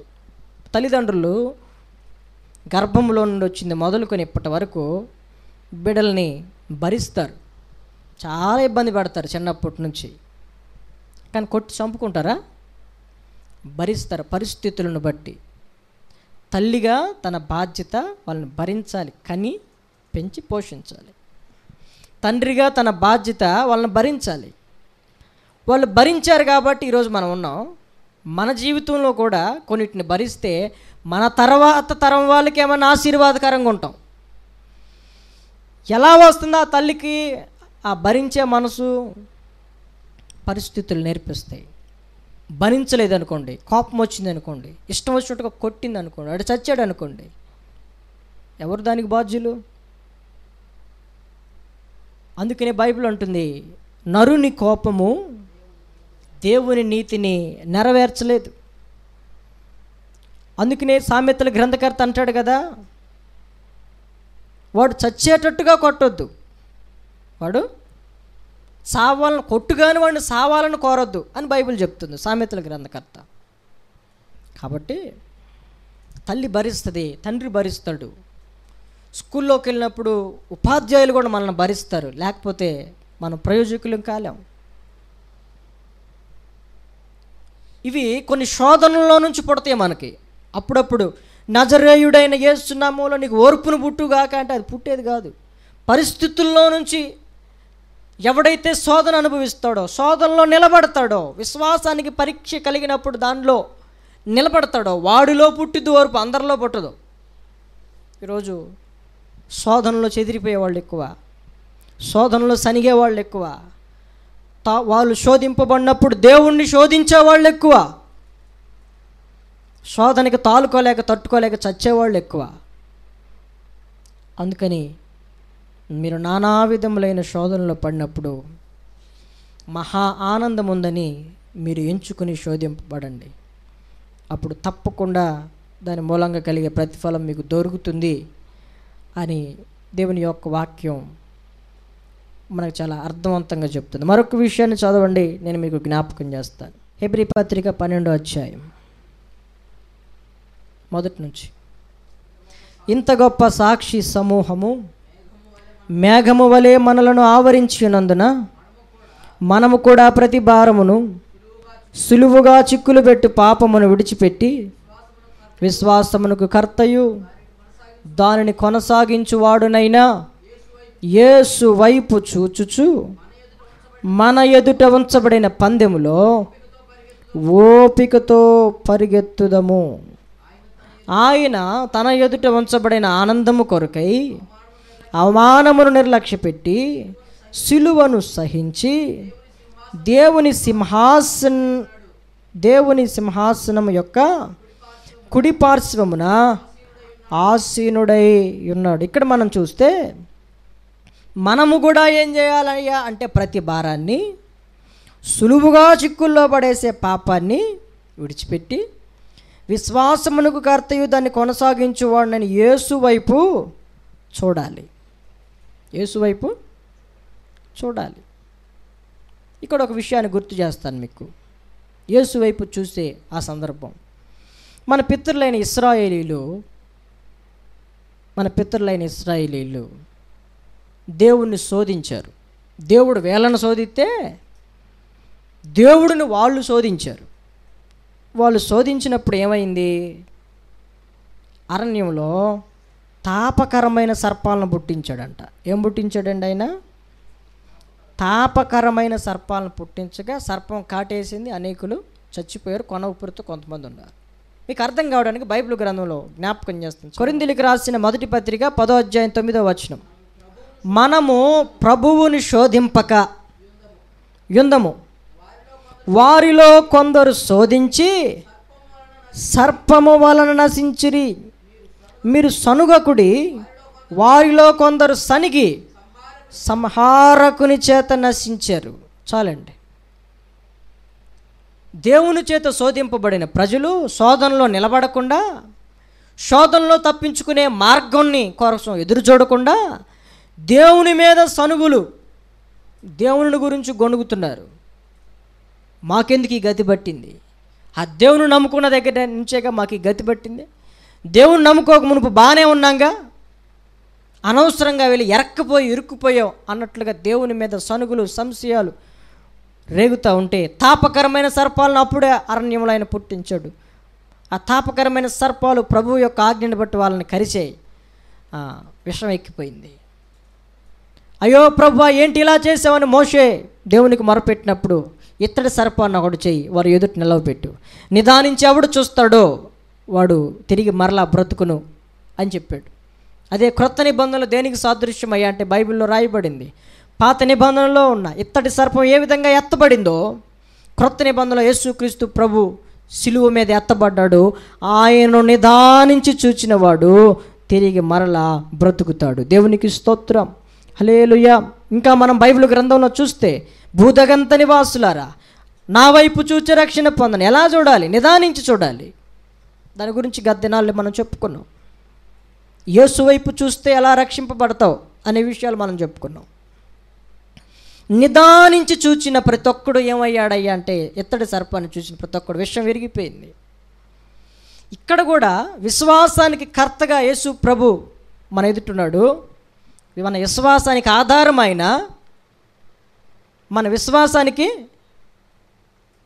పునాదైన ఆయన వైపు చూస్తే ప్రతి దానిని మనం భరించగలుగుతాం, సహించగలుగుతాం. అందుకని అక్కడ రాయబడింది, విశ్వాసమునకు కర్తయు, ఆ విశ్వాసాన్ని కొనసాగించేవాడు కూడా ఆయనే.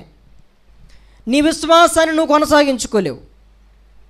వినుట వలన విశ్వాసం కలుగును, అది క్రీస్తుని గురించిన మాటల వలన కలుగును. ఓకే, అంతవరకు బాగానే ఉంది. ఆ విశ్వాసములో నీవు నేను కొనసాగాలి అంటే కొనసాగించే యేసు వైపు మనం నిదానించి చూడాలి. సరే, అంతవరకు బాగుంది. ఎప్పుడైతే మనం నిదానించి చూస్తామో మనకి సహాయం దొరుకుతుంది. చూచుచు మన ఎదుట ఉంచబడిన పందెములో ఓపికతో పరిగెత్తాలి. ఓపిక రావాలంటే ఏం చెప్పాను? శోధన రావాలి. ఓపిక రావాలంటే శోధనలో నువ్వు నిలబడాలి. అప్పుడు ఓపిక, ఓర్పు, సహనం అనేవి నీలో పడతాయి. మన ఎదుట ఉంచబడిన పందెంలో ఓపికతో పరిగెత్తాలి. మొదట్లో ప్రారంభంలో బాగా పరిగెత్తుతాం, తర్వాత ఇంకొంత సమయం పరిగెత్తాలంటే అలసట వచ్చింది. కాబట్టి ఇంకా పరిగెత్తాలి అంటే నీకేం కావాలి? ఓపిక కావాలి. అందుకనే చాలామంది క్రైస్తవ జీవితాల్లో మొదట బాగుంటుంది, తర్వాత అలసిపోతాం. ప్రార్థనలోనైనా చూడండి, మొదట చాలా వేగంగా చేస్తాం, తర్వాత బ్యాటరీ దిగిపోద్ది. చేయటానికి మనకి ఓపిక కావాలి. కొన్ని సంవత్సరాలు చేసిన తర్వాత ఏదైనా బోరు కొట్టేస్తుంది. ఓపిక కావాలి కొనసాగాలంటే. దాని గురించి చెప్తూ అంటాడు, ఆయన తన ఎదుట ఉంచబడిన ఆనందము కొరకై. అవమానాన్ని నిర్లక్ష్య పెట్టాడు, సిలువని సహించాడు. ఇప్పుడు ఎక్కడున్నాడు?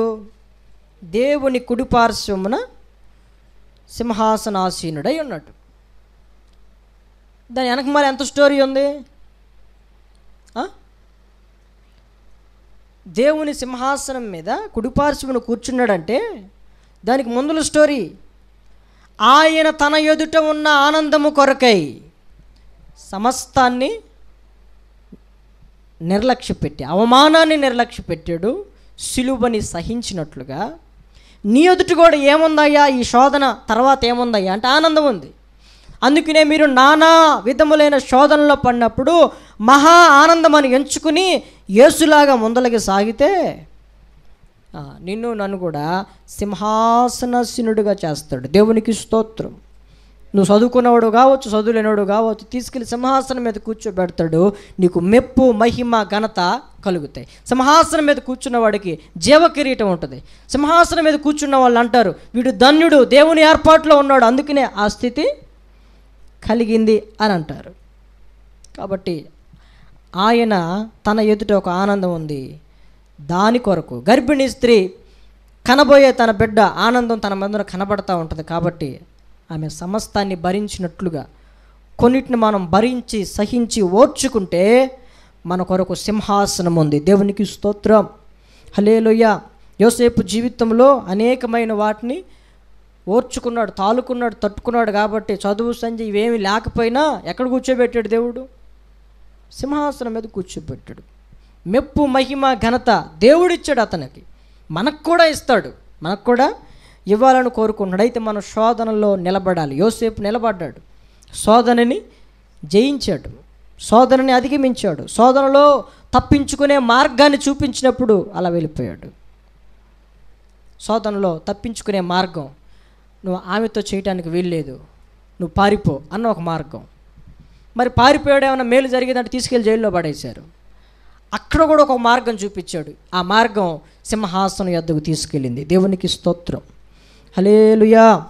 తప్పకుండా మన జీవితాల్లో సాధారణంగా అనుభవించే ప్రతి శోధనలో, సమస్యలో దేవుడు మనకు సహాయం చేస్తాడు. తప్పకుండా ఒక మార్గాన్ని చూపిస్తాడు. అయితే సాతానుగాడు ఉన్నాడు, వాడు శోధిస్తాడు, మనల్ని హింస పెడతాడు. వాడు ఆ శోధనలో ఏముంటుంది?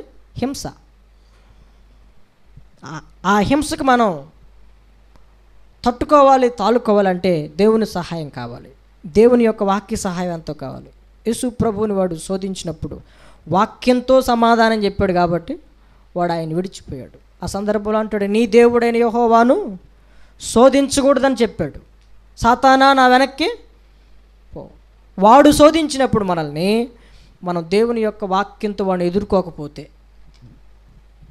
దేవుని యొక్క వాక్యంలో మనకు పట్టు లేకపోతే వాడు మనల్ని గలిబిలి చేస్తాడు, టెన్షన్లో పెట్టేస్తాడు.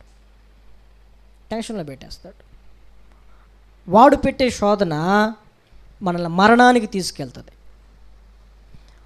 మరులు కొలుపుతాడు వాడు మాటలతో. కొన్ని ఆశలు చూపించి మరులు కొలిపి మనం ఉన్న స్థితిలో నుంచి బయటికి నెట్టేస్తాడు. ఆదాము అవ్వని మరులు కొలిపే మాటలు చెప్పి, ఏదేను తోటలో ఉంటుంది దేవుని చిత్తం అయితే తోటలో నుంచి దేవుని చేత్తోనే బయటికి నడిపించాడు. అది వాడి టాలెంట్. కాబట్టి వాడి మాటలకి మనం మరులు కొలపబడకుండా, వాడి యొక్క ఆశలకి మనం అతీతులం కాకుండా దేవుని యొక్క వాక్యాన్ని గట్టిగా పట్టుకుంటే ఆ పరిస్థితులు మన మరణానికి తీసుకుని వెళ్ళవు, జీవానికి తీసుకుని వెళ్తాయి. దేవునికి స్తోత్రం కలుగును గాక. కాబట్టి దీని విషయంలో చాలా అప్రమత్తంగా ఉండాలి, అజాగ్రత్తగా ఉండకూడదు. అజాగ్రత్తగా ఇప్పుడు నేను అనుభవించే శోధన దేవుని మూలంగానా కాదా అనేది నువ్వు టాలీ చేసుకోవాలి. ఆ శోధనలో దేవుని సహాయం నీకు దొరికిద్ది. ఆ శోధనలో నీకు ఓర్పు పుట్టిద్ది. కొన్ని శోధనల్లో ఇంక అయిపోయింది, చచ్చిపోదాం అనిపించిద్ది. అట్లాంటి సమస్యలు వాడు తీసుకొచ్చి పెడతాడు. దేవుని యొక్క సహాయం దగ్గరికి వస్తే మళ్ళా ప్రభు ఇలా శోధింపబడుతున్నాని ప్రభు సహాయం కోరితే అప్పుడు కూడా ప్రభు మనకి తప్పకుండా తాను కూడా శోధకుడి చేత శోధింపబడ్డాడు కాబట్టి మనం కూడా తప్పించుకునే మార్గం చూపిస్తారు. అందుకే అన్నాడు కదా ఆయన, లోకంలో మీకు శ్రమ కలుగును, అయినా మీరు నమ్మకంగా ఉన్నాడు. నేను లోకాన్ని జయించాను, లోకాన్ని జయించిన విజయము విశ్వాసమే అని యేసు ప్రభు చెప్పాడు. కాబట్టి మన విశ్వాసానికి ఆయన ఒక పరీక్ష పెడుతున్నాడు. ఆ విశ్వాసమునకు కలుగు పరీక్ష ఓర్పును పుట్టిస్తుంది. కాబట్టి ఆ ఓర్పు కలిగిన వాడు అన్ని విషయాల్లో ఎలా ఉంటాడయ్యా అంటే సంతోషంగా ఉంటాడు. దేవునికి స్తోత్రం. హల్లెలూయా, హల్లెలూయా. ఆ నిరీక్షణ కలిగిన వాడు యొక్క జీవన విధానం వేరుగా ఉంటుందని దేవుని యొక్క వాక్యం మనకు చాలా స్పష్టంగా చెప్తుంది.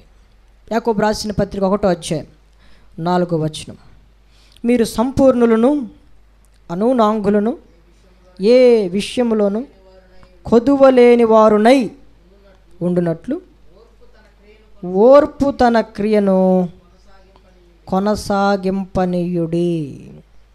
ఆ ఓర్పు మన జీవితంలో కొనసాగాలని కోరుకుంటున్నాడు.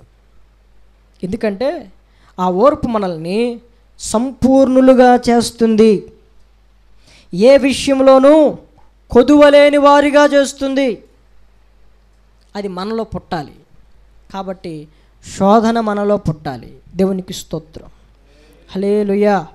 శోధన అనుభవించటం అనేది దేవుని యొక్క చిత్తం. ఈ శోధన మన కీడు కొరకు కాదు, మన మేలు కొరకే. ఇర్మీయా గ్రంథంలో అంటాడు కదా, నేను మీ కొరకు ఉద్దేశించిన ఉద్దేశాలు హానికరమైనవి కాదు, మేలుకరమైనవి, రాబో కాలంలో మీకు నిరీక్షణ కలిగినట్లుగా అవి మేలుకరమైనవి కానీ హానికరమైనవి కాదని చెప్తాడు అక్కడ ఇర్మీయా గ్రంథంలో. కాబట్టి దేవుడు ఏది చేసినా దాని వెనకమాల ఒక ఆంతర్యం ఉంటుంది, ఒక మంచి ఉంటుంది. మరొక విషయం నేను మీకు గుర్తు చేస్తాను. యాకోబు రాసిన పత్రిక 5వ అధ్యాయం 10వ వచనం చూడండి.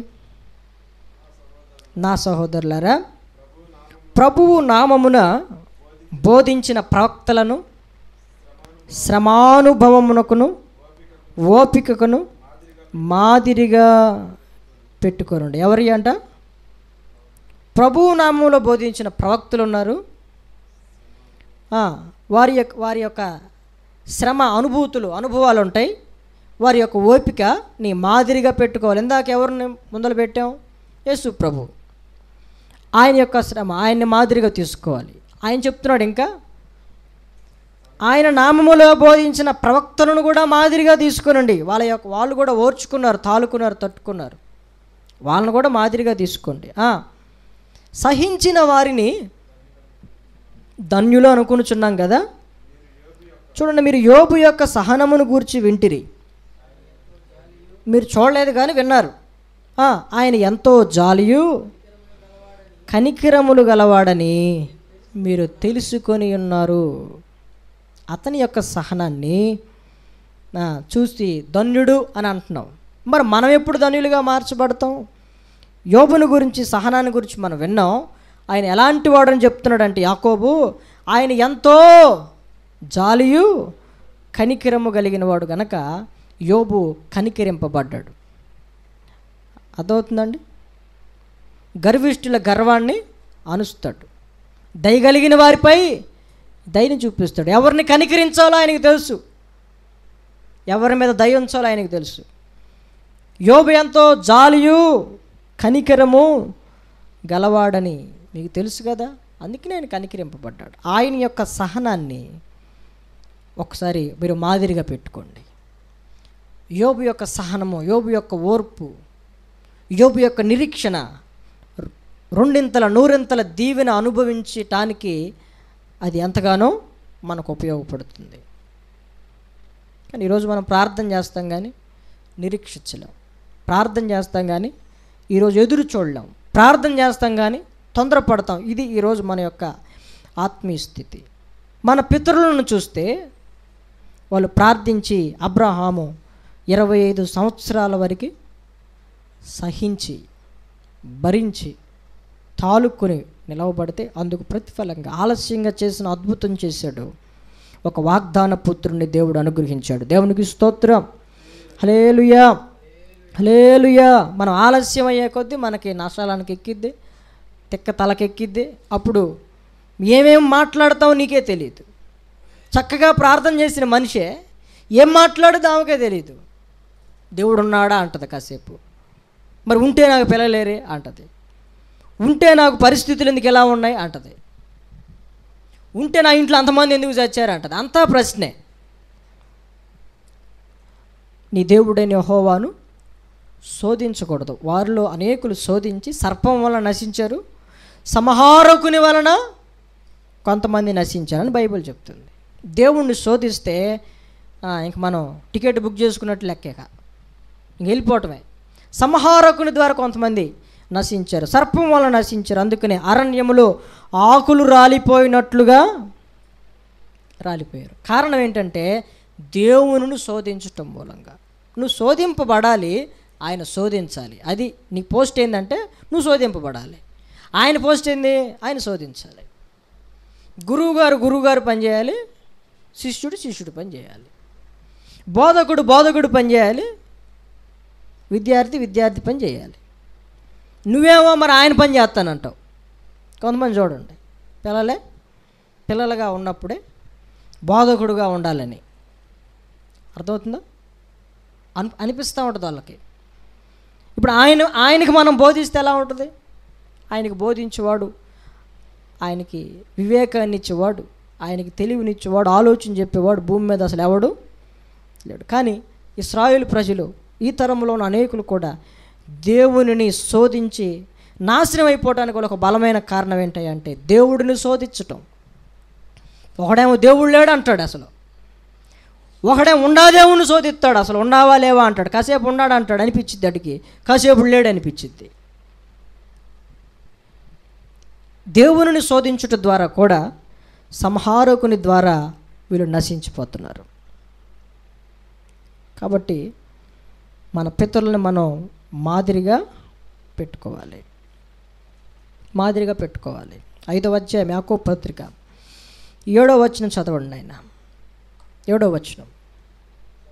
సహోదరులారా, ప్రభువు రాకడ వరకు ఓపిక కలిగి ఉండుడి.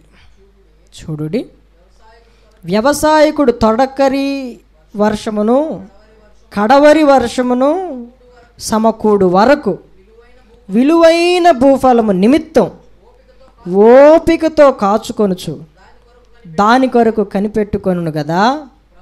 ప్రభువు రాక సమీపించుచున్నది గనుక మీరును ఓపిక కలిగి ఉండండి, మీ హృదయములను స్థిరపరచుకొనుడి. చాలా స్పష్టంగా చెప్తున్నాడు. ఎంతవాడికి ఓపిక పట్టాలి? నేను ఇక ఓపిక పట్టలేను, నాదేందో చూపిస్తాను అంటాం ఒక్కోసారి. ప్రభువు రాకడ వరకు ఓపిక ఎవరికి వస్తుందండి? శోధనలో నిలబడినోడికి, విశ్వాసానికి కలిగే పరీక్షను బట్టి. ప్రభువు రాకడ వరకు ఈ శోధన మనకు ఉంటూనే ఉంటుంది. దేవునికి స్తోత్రం, హల్లెలూయా, హల్లెలూయా. ప్రభువు రాకడ వరకు దేవుడు మన విశ్వాసాన్ని శోధిస్తాడు. మనలో ఓపిక, ఓర్పు, సహనం పుడతానే ఉంటుంది. ఈ శోధన లేనివాడికి ఓర్పు ఉండదు, సహనం ఉండదు. కాబట్టి వాడు ఎదురు చూడలేడు, నిరీక్షించలేడు, తొందరపడతాడు, కోపం తెచ్చుకుంటాడు, సనుగుతాడు, గొనుగుతాడు. దేవుని ఉగ్రత వాడి మీదకి వచ్చేస్తుంది. కాబట్టి ఇక్కడ ఒక విషయం చెప్తున్నాడు. వ్యవసాయకుడు తొలకరి వర్షము కోసం ఎదురు చూస్తాడు విత్తనం వేసి, మరలా కడవరి వర్షము కోసం ఎదురు చూస్తాడు. ఎందుకయ్యా అంటే విలువైన భూఫలం నిమిత్తం. అతను వేసిన విత్తనం విలువైన భూఫలంగా మారాలి అంటే ఇప్పుడు ఎవరు కురిపించాలి వర్షం? దేవుడు కురిపించాలి.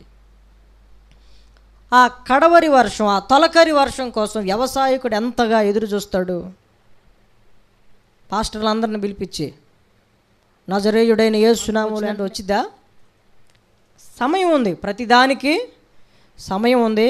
3 నెలల పంట అయితేనే ఒడ్లు చేతికొస్తాయి, 3 నెలల పంట అయినే మొక్కజొన్నలు చేతికొస్తాయి. ఒక్కొక్క విత్తనానికి ఇన్ని రోజులని వ్యవధి ఉంటుంది. అప్పటి వరకు ఆ వ్యవసాయకుడు కనిపెట్టాలి. విత్తనం వేసి పొద్దున్నే వెళ్ళి పంట రాలేదంటే అసలు వ్యవసాయకుడేనా? మనం ప్రార్థన చేసి వెంటనే జవాబులు అంతా, నువ్వేం క్రైస్తవుడివి? నువ్వు విత్తనం విత్తావు, నీరు కట్టి ఆయన ఫలింపజేస్తాడు. అభివృద్ధి చేసేది ఆయన. విత్తనాన్ని విత్తావో, నీరు పోసావో, ఎరువేసావో, ఇంకేం చేసావో, వృద్ధి చేసేది మాత్రం ఆయన. ఆయన కోసం నువ్వు నిలిచి ఎదురు చూడాలి. దేవునికి స్తోత్రం, హల్లెలూయా. దానికి ఓపిక కావాలి, ఓపికతో కాచుకోవాలి. అప్పుడు ఒక విలువైన ఫలం, భూమి కొరకు ఎదురు చూస్తే విలువైన భూఫలం, ఆత్మ సంబంధమైన ఫలాల కొరకు ఎదురు చూస్తే ఆత్మ సంబంధమైన ఫలం. మరి ఈ సంగతి తెలుసు కదా, వ్యవసాయకుడు ఎదురు చూస్తాడని. మనం ఎందుకు ఎదురు చూడట్లా?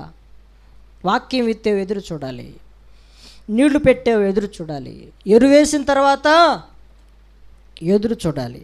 అప్పుడు తప్పకుండా ప్రతిఫలం దొరికింది. కాబట్టి ప్రభువు రాక సమీపించుచున్నది కనుక మీరును ఆయన రాకడ కొరకు, ఆయన రాజ్యం కొరకు మీరు ఓపిక కలిగి ఉండండి. మీ హృదయాలను స్థిరపరచుకోనండి, కలవరపడద్దు. యోహాను సువార్తలో చెప్తాడు కదా, మీ హృదయములను కలవరపడనీయకుడు. ఇక్కడ మనం చూస్తే మీ హృదయాలను స్థిరపరచుకోండి. ఎవరో వాళ్ళు వీళ్ళు చెప్పే కలబల్లి మాటలను నమ్మకండి. వ్యవసాయకుడు ఎదురు చూసినప్పుడు ఆ ప్రతిఫలం చేతికి ఎలా వస్తుందో, అది ఎంత సత్యమో, ప్రభు రాకడ సమీపించుచున్నది, దాని కొరకు కూడా ఓపికతో కాచుకొని ఎదురు చూస్తే మీరు ధన్యులు. ఆయన ప్రత్యక్షమైనప్పుడు మీకు మెప్పు, మహిమ, ఘనత, జీవ కిరీటం ఇవన్నీ కూడా మీ సొంతమైపోతాయి. దేవునికి స్తోత్రం. హల్లెలూయా, హల్లెలూయా. కాబట్టి మన జీవితంలో శ్రమలు ఉండాలి, శోధనలు ఉండాలి. ఒక్కొక్కసారి శోధకుడు యోబుని దేవుడి దగ్గర పర్మిషన్ తీసుకుని శోధించాడు. ఎవరి దగ్గర పర్మిషన్ తీసుకున్నాడు? దేవుడి దగ్గర పర్మిషన్ తీసుకుని యోబుని ఇప్పుడు శోధించింది ఎవరు? దేవుడు సాతాను ద్వారా యోబుని శోధించాడు. అయినా సరే శోధనలో నిలవబడ్డాడు. ఊజు దేశంలో అతని వంటి ధనవంతుడు ఎవడు లేడు, కానీ రెండింతల ఆశీర్వాదం వచ్చింది ఇప్పుడు ఆయనకి. ఆయన అంటాడు, శోధింపబడిన పిమ్మట నేను సువర్ణంగా మార్చబడ్డాను. దేవునికి మహిమ కలుగును గాక. హల్లెలూయా, హల్లెలూయా. కాబట్టి ఒక విషయం అన్నాడు అక్కడ, తన బిడ్డలు చచ్చిపోయినప్పుడు, యెహోవాయే ఇచ్చెను, యెహోవాయే తీసుకొని పోయెను, యెహోవా నామమునకే స్తుతి కలుగును గాక. ఆయన ఇస్తాడు, తీసుకుంటాడు, ఆయన ఇష్టం, మరలా నాకు ఇవ్వగలడు అనే ఒక నిరీక్షణ, ఎదురుచూపు. ఆయన ఎదురు చూసినట్లుగా, ఆయన ఓపికతో కనిపెట్టుకున్నట్లుగా బిడ్డలకు ప్రతిగా, ఆస్తికి ప్రతిగా, పశు సంపదకి ప్రతిగా, అన్నిటికీ ప్రతిగా రెండింతలు యోబుకి దయచేసాడు. మనం అనుకుంటాం మన జీవితంలో అనుభవించాలంటే మన విశ్వాసానికి ఎప్పుడు ఏముండాలి? ప్రభువు రాకడొచ్చేంత వరకు పరీక్ష ఉండాలి. దేనికి పరీక్ష? మన విశ్వాసానికి. అది ఓర్పును పుట్టిస్తుంది. మనలో ఇంకా లేదు, ఉన్నది సాలదో, ఇదివరకు కంటే కాస్త బెటరు, ఇంకా ఓర్పు రావాలి, ఇంకా సహనం రావాలి. ఒక వ్యవసాయకుడు, ఒక అనుభవం కలిగిన వ్యవసాయకుడు ఎలా ఎదురు చూస్తాడు? ఎండ కోసం ఎదురు చూస్తాడు, వర్షం కోసం ఎదురు చూస్తాడు, మంచు కోసం ఎదురు చూస్తాడు, మంచి భూఫలం కోసం ఎదురు చూసినట్లుగా ఆ శోధనలో ప్రభు సహాయము కొరకు మనం ఎదురు చూడగలగాలి. దేవునికి స్తోత్రం. హల్లెలూయా, హల్లెలూయా. తప్పకుండా మనకు సహాయం దొరికింది. ఎందుకంటే ఆయన శోధింపబడ్డాడు కాబట్టి. శోధింపబడుతున్న నీకు, దేవుడి ద్వారా శోధింపబడిన, దేవుడే సాతాను ద్వారా నిన్ను శోధించిన, తప్పకుండా నీకు సహాయం చేస్తాడు. అలాంటి సహాయం కొరకు నువ్వు ఎక్కడికి వెళ్ళాలి? హెబ్రీయులకు రాసిన పత్రిక 4:16 గనుక, ఇప్పుడు ఈ విషయాలన్నీ మనం విన్నాం గనక మనము కనికరింపబడి, 4:16 హెబ్రీ, గనుక మనం కనికరింపబడి సమయోచితమైన సహాయము కొరకు కృప పొందునట్లు ధైర్యముతో కృపాసనము యొద్దకి చేరదాం. దేవుడు సమయోచితముగా సహాయం చేసే దేవుడు. దేని కాలమందు ఏది మనకు ఇవ్వాలో అది మనకు అనుగ్రహించే దేవుడు. అడక్కపోయినా మనకిస్తాడు. సూర్యుని రప్పించని అడుగుతున్నావా? వస్తున్నాడుగా. రాత్రి మన ఎవడన్నా మొరపెడతాడా? వస్తుందిగా. ప్రతి దానికి ఏముంది? నీ జీవితంలో కొన్ని అనుభవించాలి అంటే ప్రభు అనుమతి ఉండాలి, దానికి సమయం రావాలి. పెళ్లి వయసు సమయం వచ్చింది, పెళ్లి చేస్తావు. పిల్లవాడికి చేస్తావా? చేయవుగా. మరి నీకేం తెలివితేటలుంటే? అనంత జ్ఞాని అయిన దేవుడికి, ఆయనకి ఎన్ని తెలివితేటలు ఉంటాయి? కనుక మనము కనికరింపబడి సమయోచితమైన సహాయం కొరకు కృప పొందినట్లు కృపాశ్రమ యొద్దకు చేరాలి ధైర్యంతో. ఏంటి మన ధైర్యం అంటే ఆయన శోధింపబడ్డాడు, మనకు తప్పకుండా సహాయం దొరుకుతుంది, అంతే. ఆయన మనలా శోధింపబడ్డాడు, మనకు తప్పకుండా మనల్ని అర్థం చేసుకునే దేవుడు. సహాయము దొరికేంత వరకు నువ్వు ధైర్యంగా వెళ్ళొచ్చు ఆయన దగ్గరికి. తప్పకుండా నీకేం దొరికిద్ది? సహాయం దొరికి. ఆయన యొద్దకు వచ్చేవారిని ఆయన ఎంత మాత్రము సహాయం చేసి ఉత్త చేతులతో పంపించడు ఆయన.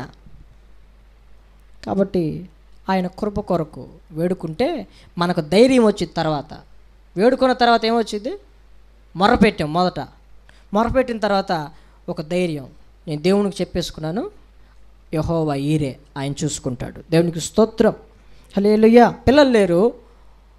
ఎల్కానా భార్య హన్న దేవునికి చెప్పేసుకుంది.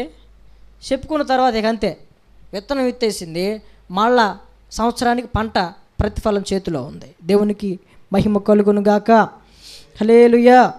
మనం ప్రార్థన చేస్తే అలా ఉండాలి. దేవునికి చెప్పేసాం అంటే నీళ్లు పెట్టాం, విత్తాం, ఎరువేసాం, అభివృద్ధి ఆయన చూసుకుంటాడు.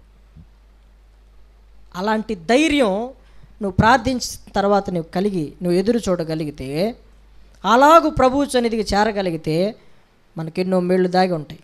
హెబ్రీయులకు రాసిన పత్రిక 11:6 విశ్వాసము లేకుండా దేవునికి ఇష్టుడయ్యుండుట అసాధ్యం. చూడండి, అక్కడ దేవుని యొద్దకు వచ్చేవాడు ఆయన ఉన్నాడని, తన్ను వెదకు వారికి ఫలము దయచేయువాడనియో నమ్మాలి కదా. దేవుని యొద్దకు వచ్చినప్పుడు, కృపాసనం దగ్గరకు వచ్చినప్పుడు, కృప కొరకు వచ్చినప్పుడు, సమయోచితమైన సహాయం కొరకు వచ్చినప్పుడు నువ్వు ఆయన నమ్మాలిగా. నీ శోధనలో, నీ వేదనల్లో, నీ శ్రమల్లో ఆయన నమ్మదగిన దేవుడు అని బైబిల్ చెప్తుంది. ఆయన నమ్మదగిన దేవుడు. మనం నమ్మదగని వారమైనను తిమోతి పత్రికలో అంటాడు, ఆయన నమ్మదగిన దేవుడుగా ఉన్నాడు. అర్థమవుతుందా? మనం నమ్మదగిన వాళ్ళం కాదు, కానీ ఆయన నమ్మదగిన దేవుడు, ఆపత్కాలములో నమ్ముకొనదగిన సహాయకుడు. ఆయన ఏమంటున్నాడు ఈ రోజున? శోధన సహించువాడు ధన్యుడు. సాధారణంగా మనుషులకు కలిగే శోధనలు ఇవన్నీ. ఆ శోధనలో నువ్వు నిలబడాలి, శోధనను సహించాలి, శోధనలో తప్పించుకునే మార్గాన్ని నేను చూపిస్తాను, దానిలో కూడా నువ్వు నడుచుకుని వెళ్ళాలి. ఎంతవరకు? ప్రభువు రాకడ సమీపించేంత వరకు. ఎందుకు? ఆ యొక్క శ్రమలలో నీ విశ్వాసానికి కలుగు పరీక్ష ఓర్పును పుట్టిస్తుంది. ఈ ఓర్పు ప్రభువు రాకడ వరకు నీ జీవితంలో కొనసాగితే నువ్వేమవుతావు? మెప్పు, మహిమ, ఘనత, జీవకిరీటం, సింహాసనం, ఇలాంటి దీవెనలన్నీ నీ కొరకు, నా కొరకు సిద్ధంగా. పేతురు రాసిన మొదటి పత్రిక 4:12 ప్రియులారా, మిమ్మును శోధించుటకు మీకు కలుగుచున్న అగ్ని వంటి మహాశ్రమను గూర్చి మీకేదో ఒక వింత సంభవించినట్లు ఆశ్చర్యపడమాకండి. కొంతమంది శోధన వస్తే ఏందో అసలు ఎవడికి జరగనట్టు, ఈమె మీదకే వచ్చేసినట్టు, అర్థమవుతుందా? వింతగా ప్రవర్తిస్తారు, వింతగా చెబుతారు ఆ శోధనని. నాకు తప్ప ఎవడికి రాలేదంటది బైబిల్ అంటుంది. ఎలాంటి శ్రమ అయ్యా అంటే అగ్ని వంటి మహాశ్రమ. ఇది కూడా సాధారణంగా వచ్చేదే. అగ్ని వంటి మహాశ్రమ. మామూలు శ్రమలు వేరు, మహాశ్రమలు వేరు, అగ్ని వంటి మహాశ్రమలు ఇవి. అలాంటప్పుడు ఇవి కొంతమందికి వస్తాయి, ఏందో వింత సంభవించినట్లుగా చెప్పుకుంటారు. నేను కాబట్టి అండి, నువ్వు నీ వల్ల కాదు, నీ వల్ల అయితే కాదు అంటారు. కానీ ఎవరికి ఎంతవరకు పెట్టాలో అంతవరకు పెడతాడు. ఎంతవరకు మనిషి సహించగలడో ఆ మనిషికి అంతవరకే పెడతాడు. అయితే వీళ్ళకేందో ప్రత్యేకత అన్నట్టు, ఎంతో వింత సంభవించినట్లుగా ఆశ్చర్యపడమాకండి. వింతలు సంభవించడానికి కాదు శోధనలు వచ్చేది. చదవండి, ఎందుకో చదవండి. క్రీస్తు మహిమ బయలుపరచబడినప్పుడు మీరు ఆనందముతో సంతోషించు నిమిత్తం క్రీస్తు శ్రమలలో మీరు పాలివారై ఉండు నిమిత్తం ఉన్నంతగా సంతోషించుటి. క్రీస్తు మహిమ బయలుపరచబడినప్పుడు మీరు మహా ఆనందంతో సంతోషించు నిమిత్తం ఆయన శ్రమల్లో మనం ఏమవ్వాలంట? పాలివారం అవ్వాలి. అలాంటి శ్రమానుభవం మనకు కావాలి. శ్రమానుభవం అనే వర్తమానాన్ని కూడా మనం చెప్పుకున్నాం. శ్రమలో అనుభవం ఎలా ఉంటుందో. ఈ సబ్జెక్ట్ వేరు కాబట్టి కొన్ని విషయాలు నేను మీకు జ్ఞాపకం చేస్తున్నాను. ఆయనతో పాలువారమై మనం ఉండాలి. 14 క్రీస్తు నామము నిమిత్తం మీరు నిందల పాలైన ఎడల మహిమాస్వరూపి అయిన ఆత్మ అనగా దేవుని ఆత్మ మీ మీద నిలుచుచున్నాడు కనుక మీరు ధన్యులు. దేవునికి స్తోత్రం. హల్లెలూయా. శోధనలో నిలబడితే నీ మీద ఏమి నిలబడిద్ది? దేవుని ఆత్మ. అది విషయం. అసలు శోధనలో నిలబడితే ఎందుకు ధన్యుడు అవుతావు అంటే దేవుని ఆత్మ నీ మీద నిలబడుతుంది. నువ్వు పాపంలో పడిపోతే దురాత్మ నిలబడిద్ది. శోధన సహించకపోతే దేవుని ఆత్మ మన మీద నిలబడదు. ఆయన నామము నిమిత్తం నిందల పాలైన ఎడల మహిమాస్వరూపి అయిన ఆత్మనగా దేవుని ఆత్మ మీ మీద నిలబడతాడు. అప్పుడు మీరు ధన్యులు. 16వ వచనం ఎవడైనను క్రైస్తవుడైనందుకు బాధ అనుభవించిన ఎడల అతడు సిగ్గుపడగా ఆ పేరును బట్టియే దేవుని మహింపరచాలి. అది విషయం. ఎవడైనా క్రైస్తవుడైనందుకు శ్రమ అనుభవిస్తే, శోధన వస్తే ధైర్యంగా నేను క్రైస్తవుడు కాబట్టి నాకు ఈ శోధన వచ్చిందని శోధనలో దేవుణ్ణి మహింపరచాలి. ఎందుకంటే ఈ శోధనలో నన్ను సింహాసనానికి తీసుకుని వెళ్తాయని. దేవునికి స్తోత్రం. ఈ శోధనలో నాకు మంచి పేరును కలుగు చేస్తాయి. ఈ శోధనలో నన్ను ధన్యుడిగా చేస్తాయి. ఈ శోధనలో నన్ను అసలైన క్రైస్తవుడని చూపించుకోవడానికి సహాయపడతాయి. ఈ శోధనలు దేవుని ఆత్మ నా మీద నిలబడేటట్లుగా చేస్తాయి అని ధైర్యంగా నువ్వు ముందుకి వెళ్ళిపోగలగటానికి వీలు కలుగుతుంది. కాబట్టి 5వ అధ్యాయం 9వ వచనం కూడా చదువుతాం. లోకమందున్న మీ సహోదరుల యందు చూడండి ఈ విధమైన శ్రమలే నెరవేరుచున్నవని ఎరిగి విశ్వాసమందు స్థిరులై వానిని ఎదురించుడి. తన నిత్య మహిమకు క్రీస్తునందు మిమ్మును పిలిచిన సర్వకృపానిధియగు దేవుడు కొంచెము కాలము శ్రమపడిన పిమ్మట తానే మిమ్మును పూర్ణులుగా చేసి స్థిరపరిచి బలపరచును. యుగ యుగముల వరకు ప్రభావమునకు కలుగునుగాక. ఆమేన్. చాలా స్పష్టంగా చెప్తున్నాడు. లోకములోనున్న మీ సహోదరుల యందు ఈ విధమైన శ్రమలే. ఎంత శ్రమలు కాదు ఇవి, మీరు సహించగలిగినంత శ్రమలే, శోధనలే అని మీరు ఎరిగి విశ్వాసమందు స్థిరులవ్వాలి. విశ్వాసమందు స్థిరులై వాడిని ఎదిరించాలి. ఎవడిని? శోధకుడిని. విశ్వాసమందు స్థిరత్వం లేకపోతే వాడిని ఎదిరించలేము. వాడిని ఎదిరించలేకపోతే వాడు మనల్ని ఎదిరిస్తాడు. అవునా? వాడిని ఎదిరించలేకపోతే గత దినాల్లో మనం చదువుకున్నాం, కొన్ని విషయాలు నేర్చుకున్నాం. కొన్నిటిని మనం చంపకపోతే అవి మనల్ని చంపుతాయి. వాడిని మనం ఎదిరించలేకపోతే వాడు మనల్ని ఎదిరిస్తాడు. ఎదిరించాలంటే నీకు వాక్యం ఉండాలి. విశ్వాసమందు స్థిరుడై నువ్వు ఉండి ఎదిరించాలి. అప్పుడు తన నిత్య మహిమకు క్రీస్తునందు మిమ్మును పిలిచిన సర్వకృప అనేది ఒక దేవుడు కొంచెము కాలం శ్రమపడిన పిమ్మట సంపూర్ణులుగా చేస్తాడు మనల్ని. చిన్నపిల్లల్ని చిన్నప్పటి నుండి చూడండి, 1వ తరగతి నుంచి డిగ్రీ, ఇంజనీరింగ్ ఏమేమో చదివిస్తాం. ఉద్యోగం వచ్చిందాక అయ్యగారు చదువుతూనే ఉంటాడు. ఇంకా అన్ని సంవత్సరాలు చదువుకునేవాడు ఓపిక పట్టాలి. ఉద్యోగం రావాలంటే చదివించిన వాళ్ళు ఓపిక పట్టాలి, చదువు చెప్పిన వాళ్ళు ఓపిక పట్టాలి. అన్ని సంవత్సరాలు ఓపిక పడితే కానీ వాడు 20 సంవత్సరాలకు, 21 సంవత్సరాలకు, 25 సంవత్సరాలకు వాడు ఉద్యోగస్తుడిగా మారడు.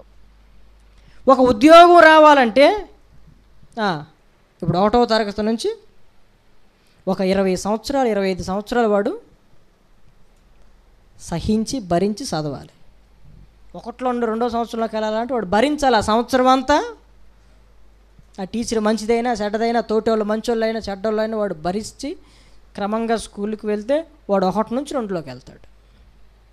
1 నుంచి ఒకసారి ఇంటర్లో వేస్తాడు వాడన్నా వేయలేరుగా. జంప్ చేస్తే 1 సంవత్సరం 2 సంవత్సరాలు జంప్ చేస్తారు. కాబట్టి ఎంతో ప్రయాసం ఉంది. ఒక చదువుకున్న వ్యక్తి, ఒక ఉద్యోగస్తుడు, ప్రయోజకుడు కావాలంటే దాని వెనకమాల ఎంతో ప్రయాసం ఉంది. యేసు ప్రభు సింహాసనం మీద కూర్చున్నాడంటే దాని వెనకమాల ఎంతో ప్రయాసం ఉంది. ఈరోజు తల్లి గర్భంలో నుంచి బయటికి వచ్చి ఇంత వయస్కులం అయ్యామంటే దాని వెనకమాల ఎంతో ప్రయాసం ఉంది. ఆ ప్రయాసను బట్టి ఈరోజు నేను సజీవంగా ఉన్నాం. అలాగే ఈరోజు నువ్వు నేను సజీవంగా ఉన్నామంటే 2000 సంవత్సరాల క్రితం ఆయన కార్చిన ఆఖరి రక్తబొట్టు వరకు ఆయన ఎంతో ప్రయాసపడ్డాడు. కాబట్టి ఈరోజు మనం అనేకమైన పాపాల్లో ఇముడు ఉన్న ఇలా ప్రభు యొక్క కనికరం కృప దొరుకుతుందంటే ఆయన మూలంగానే. మనకి కృపాసనం దగ్గరికి ధైర్యంగా చేరుతున్నామంటే ఆయన యొద్దకి, మందిరంలోకి వచ్చి ఈ విధంగా ఆరాధిస్తున్నామంటే ఆయన్ను బట్టే. కాబట్టి కొంచెం కాలం శ్రమ పడిన పిమ్మట, కొంచెం కాలం అంటే ఆయన దృష్టిలో 1 సంవత్సరం 1 దినం 1000 దినాలు, 1000 సంవత్సరాలు, 1000 సంవత్సరాలు 1 దినం వలె ఉన్నాయి. కొంచెము కాలము శ్రమ పడిన పిమ్మట ఆయన మనల్ని ఏం చేస్తాడు అంటే సంపూర్ణులుగా చేస్తాడు. దేవునికి స్తోత్రం, హల్లెలూయా. ఒక శిల్పాన్ని తీసుకుని, ఒక రాయిని తీసుకుని కొడతా ఉంటాడు. కొడతా కొంత రూపం వచ్చింది. ఇంకొంతకాలం కొంత రూపం, ఇంకొంతకాలం వచ్చిన తర్వాత పూర్తయితే అది సంపూర్ణంగా ఒక రూపంలోకి మార్చబడినట్లు దేవుడు ఈ శ్రమలనే కొలిమిలో వేసి మనకు ఒక రూపాన్ని తీసుకొస్తాడు. శ్రమలనే ఉలి చేత చెక్కి మనల్ని ఒక రూపంలోకి తీసుకొస్తాడు. అప్పుడు పరిపూర్ణమైన క్రీస్తు రూపం ఈ శోధనలో గుండా మనకి వచ్చి తయారవుతుంది. దేవునికి స్తోత్రం, హల్లెలూయా, హల్లెలూయా. కాబట్టి తప్పకుండా మన విశ్వాసమందు స్థిరులమై విలాప వాక్యాల గ్రంథము 3:33 హృదయపూర్వకంగా ఆయన నరులకు విచారమునైనను బాధనైనను కలుగ చేయడు. ఇష్టపూర్వకంగా బాధ పెట్టడంట. ఆ బాధలో దాని వెనకమాల ఒక మంచి ఉద్దేశం ఉంది.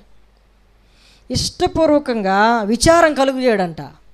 విచారం కలుగు చేస్తాడంటే దాని వెనకమాల ఆయన ఆంతర్యంలో ఏదో ఉంది.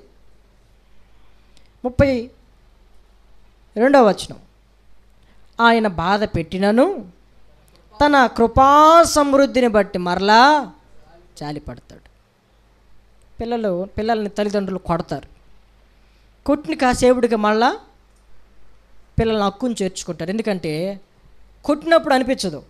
కొట్టిన తర్వాత వాడు బాధపడటం చూసి, వాడు ఆడటం చూసి తల్లి కానీ తండ్రి కానీ వాడిని దగ్గరికి తీసుకుని వాడి మీద ఏం చేస్తారు? జాలి పడతాడు. ఇది మనం నమ్ముతాం కదా. భార్యని పెటాపెట 4 బీగుతాడు. తర్వాత తొందరపడ్డానో మరి మొత్తానికి వీళ్ళ ద్వారా తెలుసుకుని మళ్ళా భార్యని తెచ్చుకోవాలనుకుంటాడు. దేవుడు అంతకంటే ప్రేమ కలిగిన వాడు. ఆయన బాధ పెట్టినను తన కృపా సముద్రం బట్టి జాలి పడతాడు. పిల్లలు, ఏ తల్లిదండ్రులైన పిల్లలను కొడతారు వాడి క్షేమం కొరకే. ఉపాధ్యాయులు కొడతారు వాడికి చదువు రావడానికి, ప్రయోజకుడు అవ్వటానికి. వాడు నాశనం అయిపోవాలని ఎవడు కూడా, తల్లిదండ్రులు కానీ ఉపాధ్యాయులు కానీ ఎవడు కొట్టడు. హృదయపూర్వకంగా కొట్టరు. హృదయపూర్వకం కొట్టాలనే ఉద్దేశం మనసులో పెట్టుకుని కొట్టరు. వాడు ప్రయోజకుడు అవ్వాలన్న ఉద్దేశం వాళ్ళ హృదయంలో ఉంటుంది. కాబట్టి దేవుడు కూడా మనల్ని హృదయపూర్వకంగా నరులకు బాధ అయినను విచారమునైనను కలుగ చేయడు. ఒకవేళ బాధ పెట్టినా ఆయన కృపా సమృద్ధిని బట్టి జాలి పడతాడు. 31 ప్రభువు సర్వకాలము విడనాడడు. ఎల్లప్పుడూ శ్రమలు ఉండవండి, ఎల్లప్పుడూ శోధనలు ఉండవు, సుఖము దుఃఖం ఉంటుంది, దేనస్థితి సంపన్న స్థితి, కలిమి లేమి. ఎల్లప్పుడూ ఆయన మనల్ని విడనాడడు. నిన్ను విడవను ఎడబాయన అన్నాడు. మర్చిపోడు ఆయన. కాబట్టి ఆయన ఎల్లప్పుడూ విడనాడే దేవుడు.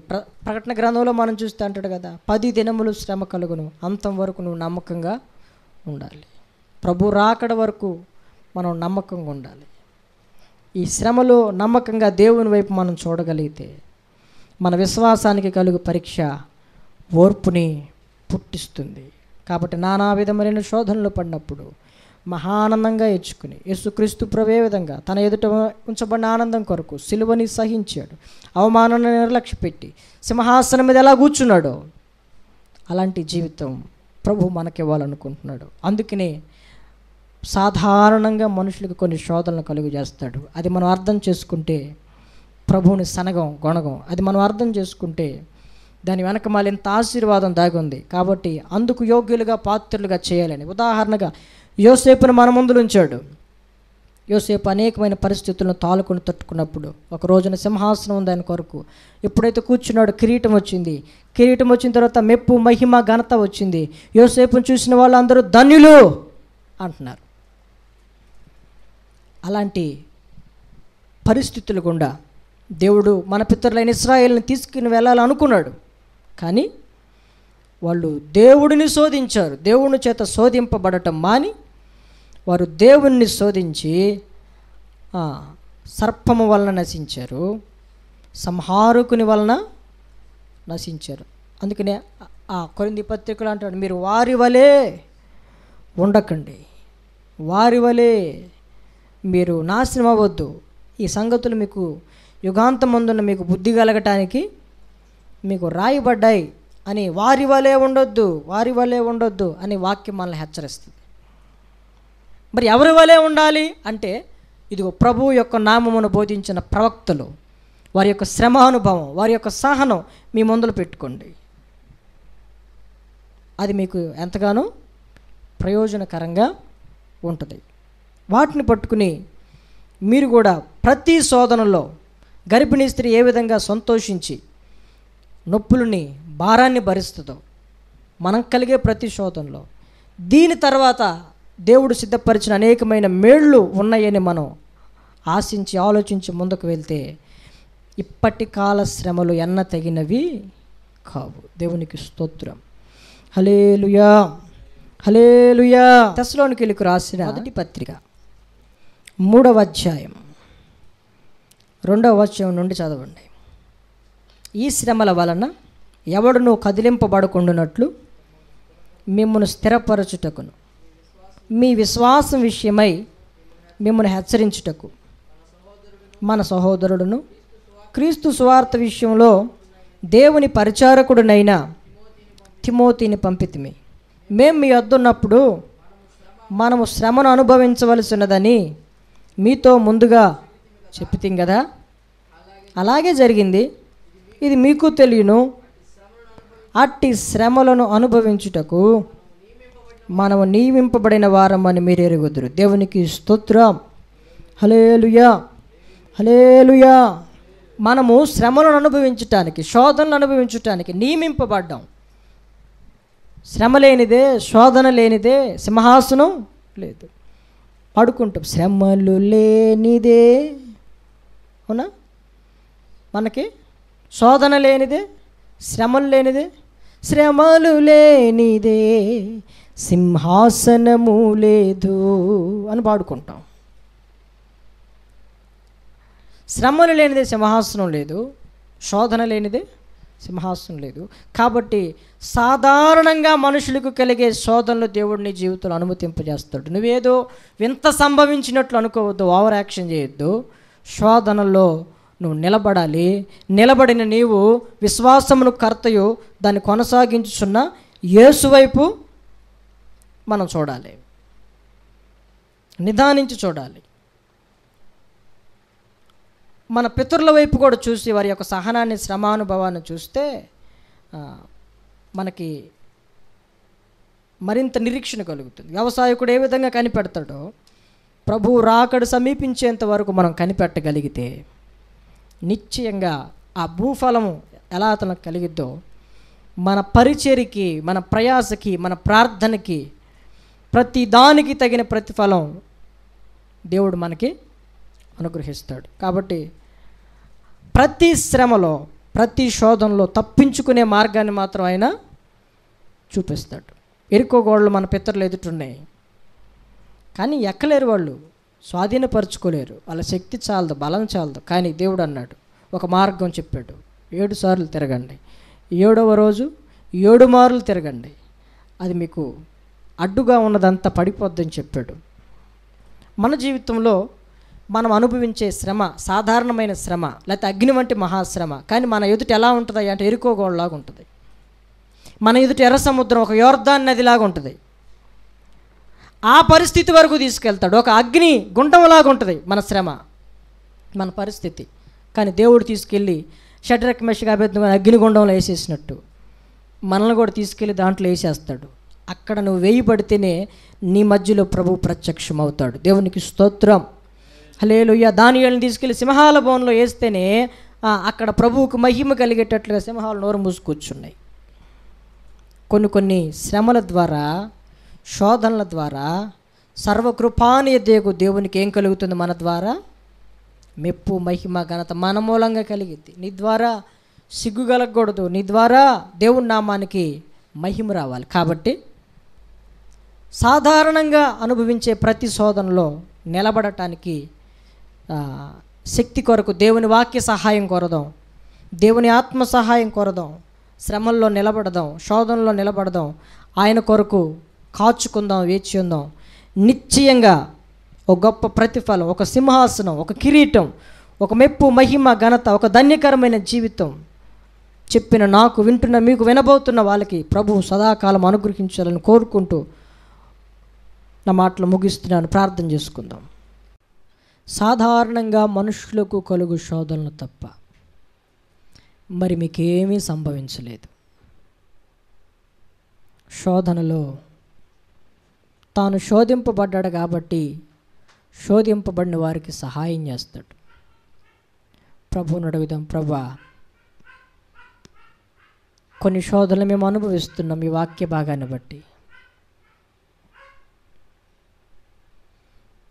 మా స్వకీయమైన దురాశల చేత ఏడవబడుతున్నాం, మరులు కొలపబడుతున్నాం, శోధింపబడుతున్నాం.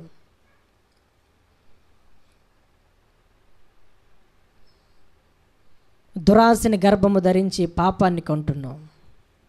అది పరిపక్వమే మరణం కాక మునిపే దయచేసి మాకు సహాయపడండి. మా విశ్వాసానికి ఎన్నో పరీక్షలు నీ రాకడ వరకు ఉంటాయని చెప్పావు, మా వల్ల కావట్లేదు ప్రభువా.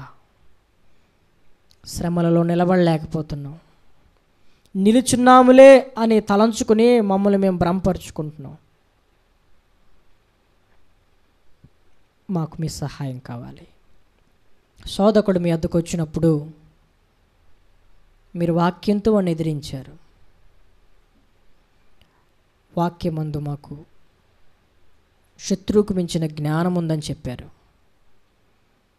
శత్రువును జయించటానికి కావలసిన జ్ఞానం మాకు మీ వాక్యంలో ఉంది, మాకు ప్రసాదించండి. శోధకుడు ద్వారా యోబుని శోధించావు, కానీ యోబు యొక్క తీర్మానం అతను రెండింతల ఆశీర్వాదానికి యోగ్యునిగా, ధన్యుడిగా చేసింది. మేము వింటున్నాం, ప్రకటిస్తున్నాం, కానీ మా జీవితంలో అనుభవాన్ని చూడలేకపోతున్నాం ప్రభువా. అద్భుతాలు అనుభవిస్తున్నాం కానీ ఓపిక రావట్లేదు, మాలోకి సహనం రావట్లేదు, ఓర్పు పుట్టట్లేదు. కొన్ని శోధనలో టెన్షన్ పుడుతుంది, భయం పుడుతుంది, వణుకు పుడుతుంది. ప్రశాంతత ఉండటం లేదు. అటు దురాశల్లో నుంచి ఎడవబడుతున్న మమ్మల్ని జ్ఞాపకం చేసుకో. దురాశల చేత మరులు కొల్పబడిన మమ్మల్ని జ్ఞాపకం చేసుకో ప్రభువా. వాటి చేత మేము లోపరచబడి ఉన్నాం. జ్ఞాపకం చేసుకుని ప్రభువా మమ్మల్ని విడిపించు. దురాశ గర్భము ధరించి పాపాన్ని కంటే పాపము పరిపక్వమే మరణాన్ని మా జీవితంలో మేము కనకూడదు. ఇస్కరియోతు యోధా వలె మా జీవితాలు ఉండకూడదు ప్రభువా. తప్పిపోయినా తిరిగి మరలా బాగుపడిన పేతురులాగా మమ్మల్ని చేయండి. తన మనసు తిరిగిన తరువాత అనేకమైన సహోదరులను స్థిరపరచమన్నావు, స్థిరపరచట్టు ఆ విధంగా మమ్మల్ని చేయండి. నీ ముందులో ఒక శోధన ఉందని తెలుసు, సిలువ కార్యం. దాని కొరకు రాత్రంతా ప్రార్థన చేసావు. తప్పించమని కాదు కానీ, విడిపించమని కాదు కానీ, తాలుకొని తట్టుకునే శక్తి కోసం. ఈరోజు ప్రభా మేము అనుభవిస్తున్న శోధనలు అసలు ఏ పాటివి? మా పితరులు అయితే నరకబడ్డారు, కోయబడ్డారు, హతసాక్షులయ్యారు. ఈరోజు చావు ముందులకు వస్తే మా పరిస్థితి ఏంటి? అలాంటి భక్తి మాలో లేదు, అలాంటి ఆత్మీయత మాలో లేదు. మా విశ్వాసానికి పెడుతున్న పరీక్షలో మాలో ఓర్పు పుట్టించు నాయన, మహదానాన్ని పుట్టించు ప్రభువా. మహాశ్రమల్లో మహాసంతోషాన్ని కలుగు చేయి ప్రభువా. గర్భిణీ స్త్రీకి ఎంతో నిరీక్షణ ఉంది, అంత నిరీక్షణ మాకు దయచేయి ప్రభువా. వ్యవసాయకుడికి ఎంతో నిరీక్షణ ఉంది, అంత నిరీక్షణ మాకు దయచేయి ప్రభువా. ఈ శ్రమలు కూడా కొంతకాలమే అని మేము ఎరిగి సనగక గొనగక సంశయాలు కలిగి అనుమానించక నిన్ను శోధించక మమ్మల్ని మేము పరిశీలించుకుని సమయోచితమైన సహాయము కొరకు కృపాసన యొద్దము చేరటానికి మమ్మల్ని సిద్ధపరచు. ప్రతి దినము కూడా ధైర్యముతో ఈ కృపాసనం యొద్దకు చేరటానికి ప్రభువా, కృప పొందటానికి, కృపాసనం మీద చేరటానికి, సమయోచితమైన సహాయము కొరకు కృపాసనం యొద్ద చేరటానికి మీరు మాకు సహాయం చేయండి. కొన్ని శోధనలో నిలవలేకపోతున్నాం, నిలిచి ఉండలేకపోతున్నాం, సహించలేకపోతున్నాం, భరించలేకపోతున్నాం, తాలుకోలేకపోతున్నాం, తట్టుకోలేకపోతున్నాం, ఓర్చుకోలేకపోతున్నాం. దాని మూలంగా ధన్యులుగా ఉండలేకపోతున్నాం. మెప్పు, మహిమ, ఘనతకు అర్హులుగా మార్చబడలేకపోతున్నాం. సింహాసనానికి యోగ్యులుగా చేయబడలేకపోతున్నాం. కిరీటానికి యోగ్యులుగా చేయబడలేక దాన్ని పోగొట్టుకుంటున్నాం. దయచేసి జ్ఞాపకం చేసుకో. తిరిగి మరలా యోగ్యులుగా మార్చబడే ఆధిక్యత మాకు దయచేయండి. యోసేపుకి సింహాసనం ఇచ్చావు, దానియేలుకి, షడ్రక్, మెషక్, అబేద్నెగోలకు సింహాసనం ఇచ్చావు కాదు ప్రభువా. మీరు కూడా సింహాసనాసీనులు అయ్యారు కదా. పౌలు గారికి కూడా సింహాసనం ఇచ్చావు, అక్షయ కిరీటం ఇచ్చావు. మమ్మల్ని కూడా అట్టి మెప్పు, మహిమ, ఘనతకు యోగ్యులుగా చెయ్యి. ఈ శ్రమలను తాలుకోలేకపోతున్నామయ్యా. బలహీనులను తట్టుకోలేకపోతున్నాం, భరించలేకపోతున్నాం. ఏదో వింత సంభవించినట్లుగా ప్రవర్తిస్తున్నాం. శ్రమలలో స్తుతించలేకపోతున్నాం. ఇట్టి శ్రమలు నాకు తగినవే అని భావించలేకపోతున్నాం. శ్రమలలో, శోధనలో నీ వైపు చూడలేకపోతున్నాం. నిరీక్షించలేకపోతున్నాం, ఎదురు చూడలేక. ఇది మా ఆత్మీయత, మా ఆత్మ సంబంధమైన బలహీనత. మీరే తీర్చండి. ఎన్నో శోధనలు ప్రభువా, మాకు మేముగా కొని తెచ్చుకున్నవి కొన్ని ఉన్నాయి. మీరు అనుగ్రహించే శోధనలు కొన్ని ఉన్నాయి. దయచేసి మాకు సహాయం చేయండి నాయన. మీ సహాయం మాకు కావాలి, మీ సహాయం మాకు కావాలి, మీ సహాయం మాకు కావాలి ప్రభువా. నా పితరులైన ఇశ్రాయేలీయులకి మీరు సహాయం చేస్తే ఎర్ర సముద్రంలో సహాయం దొరికింది, యొర్దాను నదిలో సహాయం దొరికింది, ఎడారులలో సహాయం దొరికింది, అరణ్యములో సహాయం దొరికింది, ఇరుకో గోడల దగ్గర సహాయం దొరికింది. మా ఎదుట మేము అనుభవిస్తున్న శోధనలు ఇరుకో గోడల కంటే ఉన్నతమైనా సరే మాకు సహాయం దొరుకుతుందని నమ్మగలగటానికి, ఎర్ర సముద్రము కంటే ఎక్కువైనవైనా మాకు సహాయం దొరుకుతుంది అని అనటానికి, విశ్వసించగలగటానికి మాకు సహాయం దయచే ప్రభువా. అయ్యా మీకు స్తోత్రాలు. నువ్వు మారని దేవుడు అయ్యా, నువ్వు మార్పు లేని దేవుడు అయ్యా. మా కొరకై సిద్ధపరిచిన ఓ ధన్యకరమైన జీవితం కొరకై, మా కొరకై సిద్ధపరిచిన సింహాసనం కొరకై, మా కొరకై సిద్ధపరిచిన కిరీటము కొరకై, మా కొరకై సిద్ధపరిచిన మెప్పు, మహిమ, ఘనత కొరకై మీకు స్తోత్రాలు. ఒక మంచి ఆత్మీయత దయచేయండి ప్రభువా. వాటన్నిటికీ యోగ్యులైన వారిగా బ్రతకగలగటానికి మమ్మల్ని సిద్ధపరచు నాయనా. యోసేపును సిద్ధపరిచావు, దానియేలును సిద్ధపరిచావు కదా నా తండ్రి.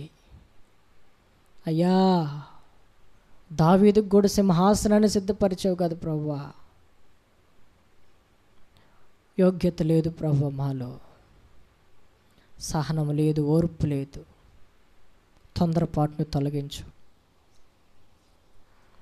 కోపాన్ని తొలగించు, సనుగులు సంశయాలను తొలగించు. ఈ పరిస్థితులన్నిటినీ అధిగమించటానికి ప్రభువా మీరు మాకు సహాయం చేయండి నాయన. అందరం కూడా ప్రార్థన చేద్దాం. మమ్మల్ని మిక్కిలిగా ప్రేమించున్న మా ప్రియ పరలోకపు తండ్రి, నీ పరిశుద్ధమైన ఘనమైన శ్రేష్టమైన మహిమ కలిగిన నామాన్ని బట్టి మీకు వందనాలయ్యా. ఈ పునరుద్ధానపు ఆరాధనలో మీరు ఇప్పటి వరకు మాతో మాట్లాడుతూ వచ్చిన అనేకమైన సందర్భాలను బట్టి మీకు వందనాలు. మా హృదయ రహస్యాలను ఎరిగిన దేవుడు ప్రభువా, రానున్న దినాల్లో ఏం జరగబోతుందో, మేము ఏమై ఉండబోతున్నామో ఎరిగిన దేవుడివి. ముందుగానే ప్రభువా మాకు తెలియపరుస్తూ వచ్చావు. కాబట్టి లేఖనంలో సెలవిచ్చిన ప్రకారంగా ప్రభువా నీకు వందనాలు. మేమేంటో మాకు అర్థమైంది. లేఖనానుసారంగా మమ్మల్ని సమకూర్చి, లేఖనానుసారంగా మమ్మల్ని సరిచేసి ప్రభువా మమ్మల్ని సరిదిద్ది నీ రాజ్యం కొరకు, రాకడ కొరకు సిద్ధపరచండి. లేఖనంలో చెప్పినట్లుగా ఏవైతే లోటుపాట్లు ఉన్నాయో వాటన్నిటినీ మాలో తీర్చండి. ఆ లోట్లంతటిని పోడ్చండి ప్రభా. అనేకులకు ఆశీర్వాదకరంగా చేయండి. మేము మా పితరుల వలె ఉండకుండా నీ నామమును ప్రకటించిన మా పితరుల వలె మేము ఉండగలగటానికి, మీ శ్రమలలో పాలివారుగా మేము బ్రతకగలగటానికి సహాయం చేయండి. ఎన్నో విషయాలు లేఖనంలో మాట్లాడారు. సాధారణంగా కలిగే శోధనలో సహించాలి, శోధనలో నిలవాలి, శోధనలో తప్పించుకునే మార్గాన్ని గుర్తుపట్టాలని మీరు సెలవిచ్చారు. అన్ని విషయాల్లో మాకు వివేకము దయచేయి ప్రభువా. సమయోచితమైన సహాయము దయచేయి, సమయోచితమైన ఆలోచన జ్ఞానము దయచేయి ప్రభువా, వివేకం దయచేయి. సనుగులం మాలో నుంచి దూరపరచు, సంశయాలు అనుమానం మాలో నుంచి దూరపరచు, కలవరాన్ని దూరపరిచి దానికి ప్రతిగా మా హృదయంలో విశ్వాసమందు స్థిరపరచు. అపవాదిని ఎదిరించడానికి శత్రువుకు మించిన జ్ఞానం మాకు దయచేయి. లోకాన్ని జయించడానికి కావలసిన సమృద్ధి అయిన విశ్వాసమును మాకు దయచేయి. చెప్పబడిన లేఖన భాగాలన్నీ మాలో నెరవేర్చండి. సింహాసనానికి యోగ్యులుగా, ధన్యకరమైన జీవితానికి పాత్రులుగా, కిరీటానికి అర్హులుగా, మహిమ ఘనత ప్రభావాలకి తండ్రి అర్హులుగా మమ్మల్ని చేసి మీ నామానికి మహిమ తెచ్చుకుని ఎందరైతే మాటలు విన్నారు చెప్పి నీ దాసుని విన్నబిడ్డలను జ్ఞాపకం చేసుకోండి. సింహాసనానికి, కిరీటానికి, మంచి పేరు ప్రఖ్యాతులకు యోగ్యులుగా చేయమని ప్రార్థిస్తూ, అటు ధన్యకరమైన జీవితానికి యోగ్యులుగా చేయమని ప్రార్థిస్తున్నారు. ఎవరైతే వినబోతున్నారో ప్రభువా యూట్యూబ్, ఫేస్బుక్లో ఇంకా సోషల్ మీడియాలో పెట్టినప్పుడు వాళ్ళు కూడా లేఖనంలో చెప్పినట్లుగా అటు సింహాసనానికి, అటు కిరీటానికి, అటు ధన్యకరమైన జీవితం, అటు మెప్పు మహిమ ఘనతకి వారిని కూడా పాత్రులుగా చేయమని ప్రార్థిస్తున్నాను. దేవానికి కొందరు ఈ వాక్యం ద్వారా అనేకులు ప్రభువా శ్రమలలో నిలబడటం నేర్చుకోవటానికి సహాయం చేయండి. శ్రమలలో ప్రభువా నీ వైపు చూడటం నేర్పించండి. శ్రమలలో ప్రభువా ఓర్పు ఎలా పుడుతుందో నేర్చుకోవటానికి, సహనం ఎలా పుడుతుందో నేర్చుకోవటానికి, నీ రాకడ పర్యంతం వరకు ఎలా నిరీక్షించాలో నేర్చుకోవటానికి అనేకమైన విషయాలు మేము వినిన సంగతులు, చూసిన సంగతులు నేర్చుకొని ఈ తరం వారికి, రానున్న తరం వారికి ఓ మాదిరికరమైన మనుషులుగా, మార్గదర్శకులుగా ఉండటానికి మమ్మల్ని నిలవబెట్టమని,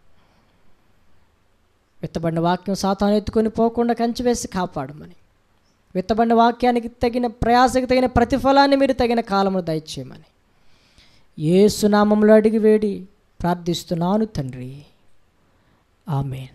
మన తండ్రి అయిన దేవుని దీవెన, కుమారుడైన యేసుక్రీస్తు వారి యొక్క కృప, పరిశుద్ధాత్మ దేవుని యొక్క అన్యోన్య సహవాసం కూడిన మనకును సకల కోటి పరిశుద్ధులకు, ప్రత్యేకించి వాక్యం విన్నవారికి, వినబోతున్న వారికి సదాకాలము ఈ యొక్క శోధనలో సమయోచితమైన సహాయము ప్రభు రాకడ సమీపించినంత వరకు సదాకాలము కలుగునుగాక. ఆమేన్, ఆమేన్.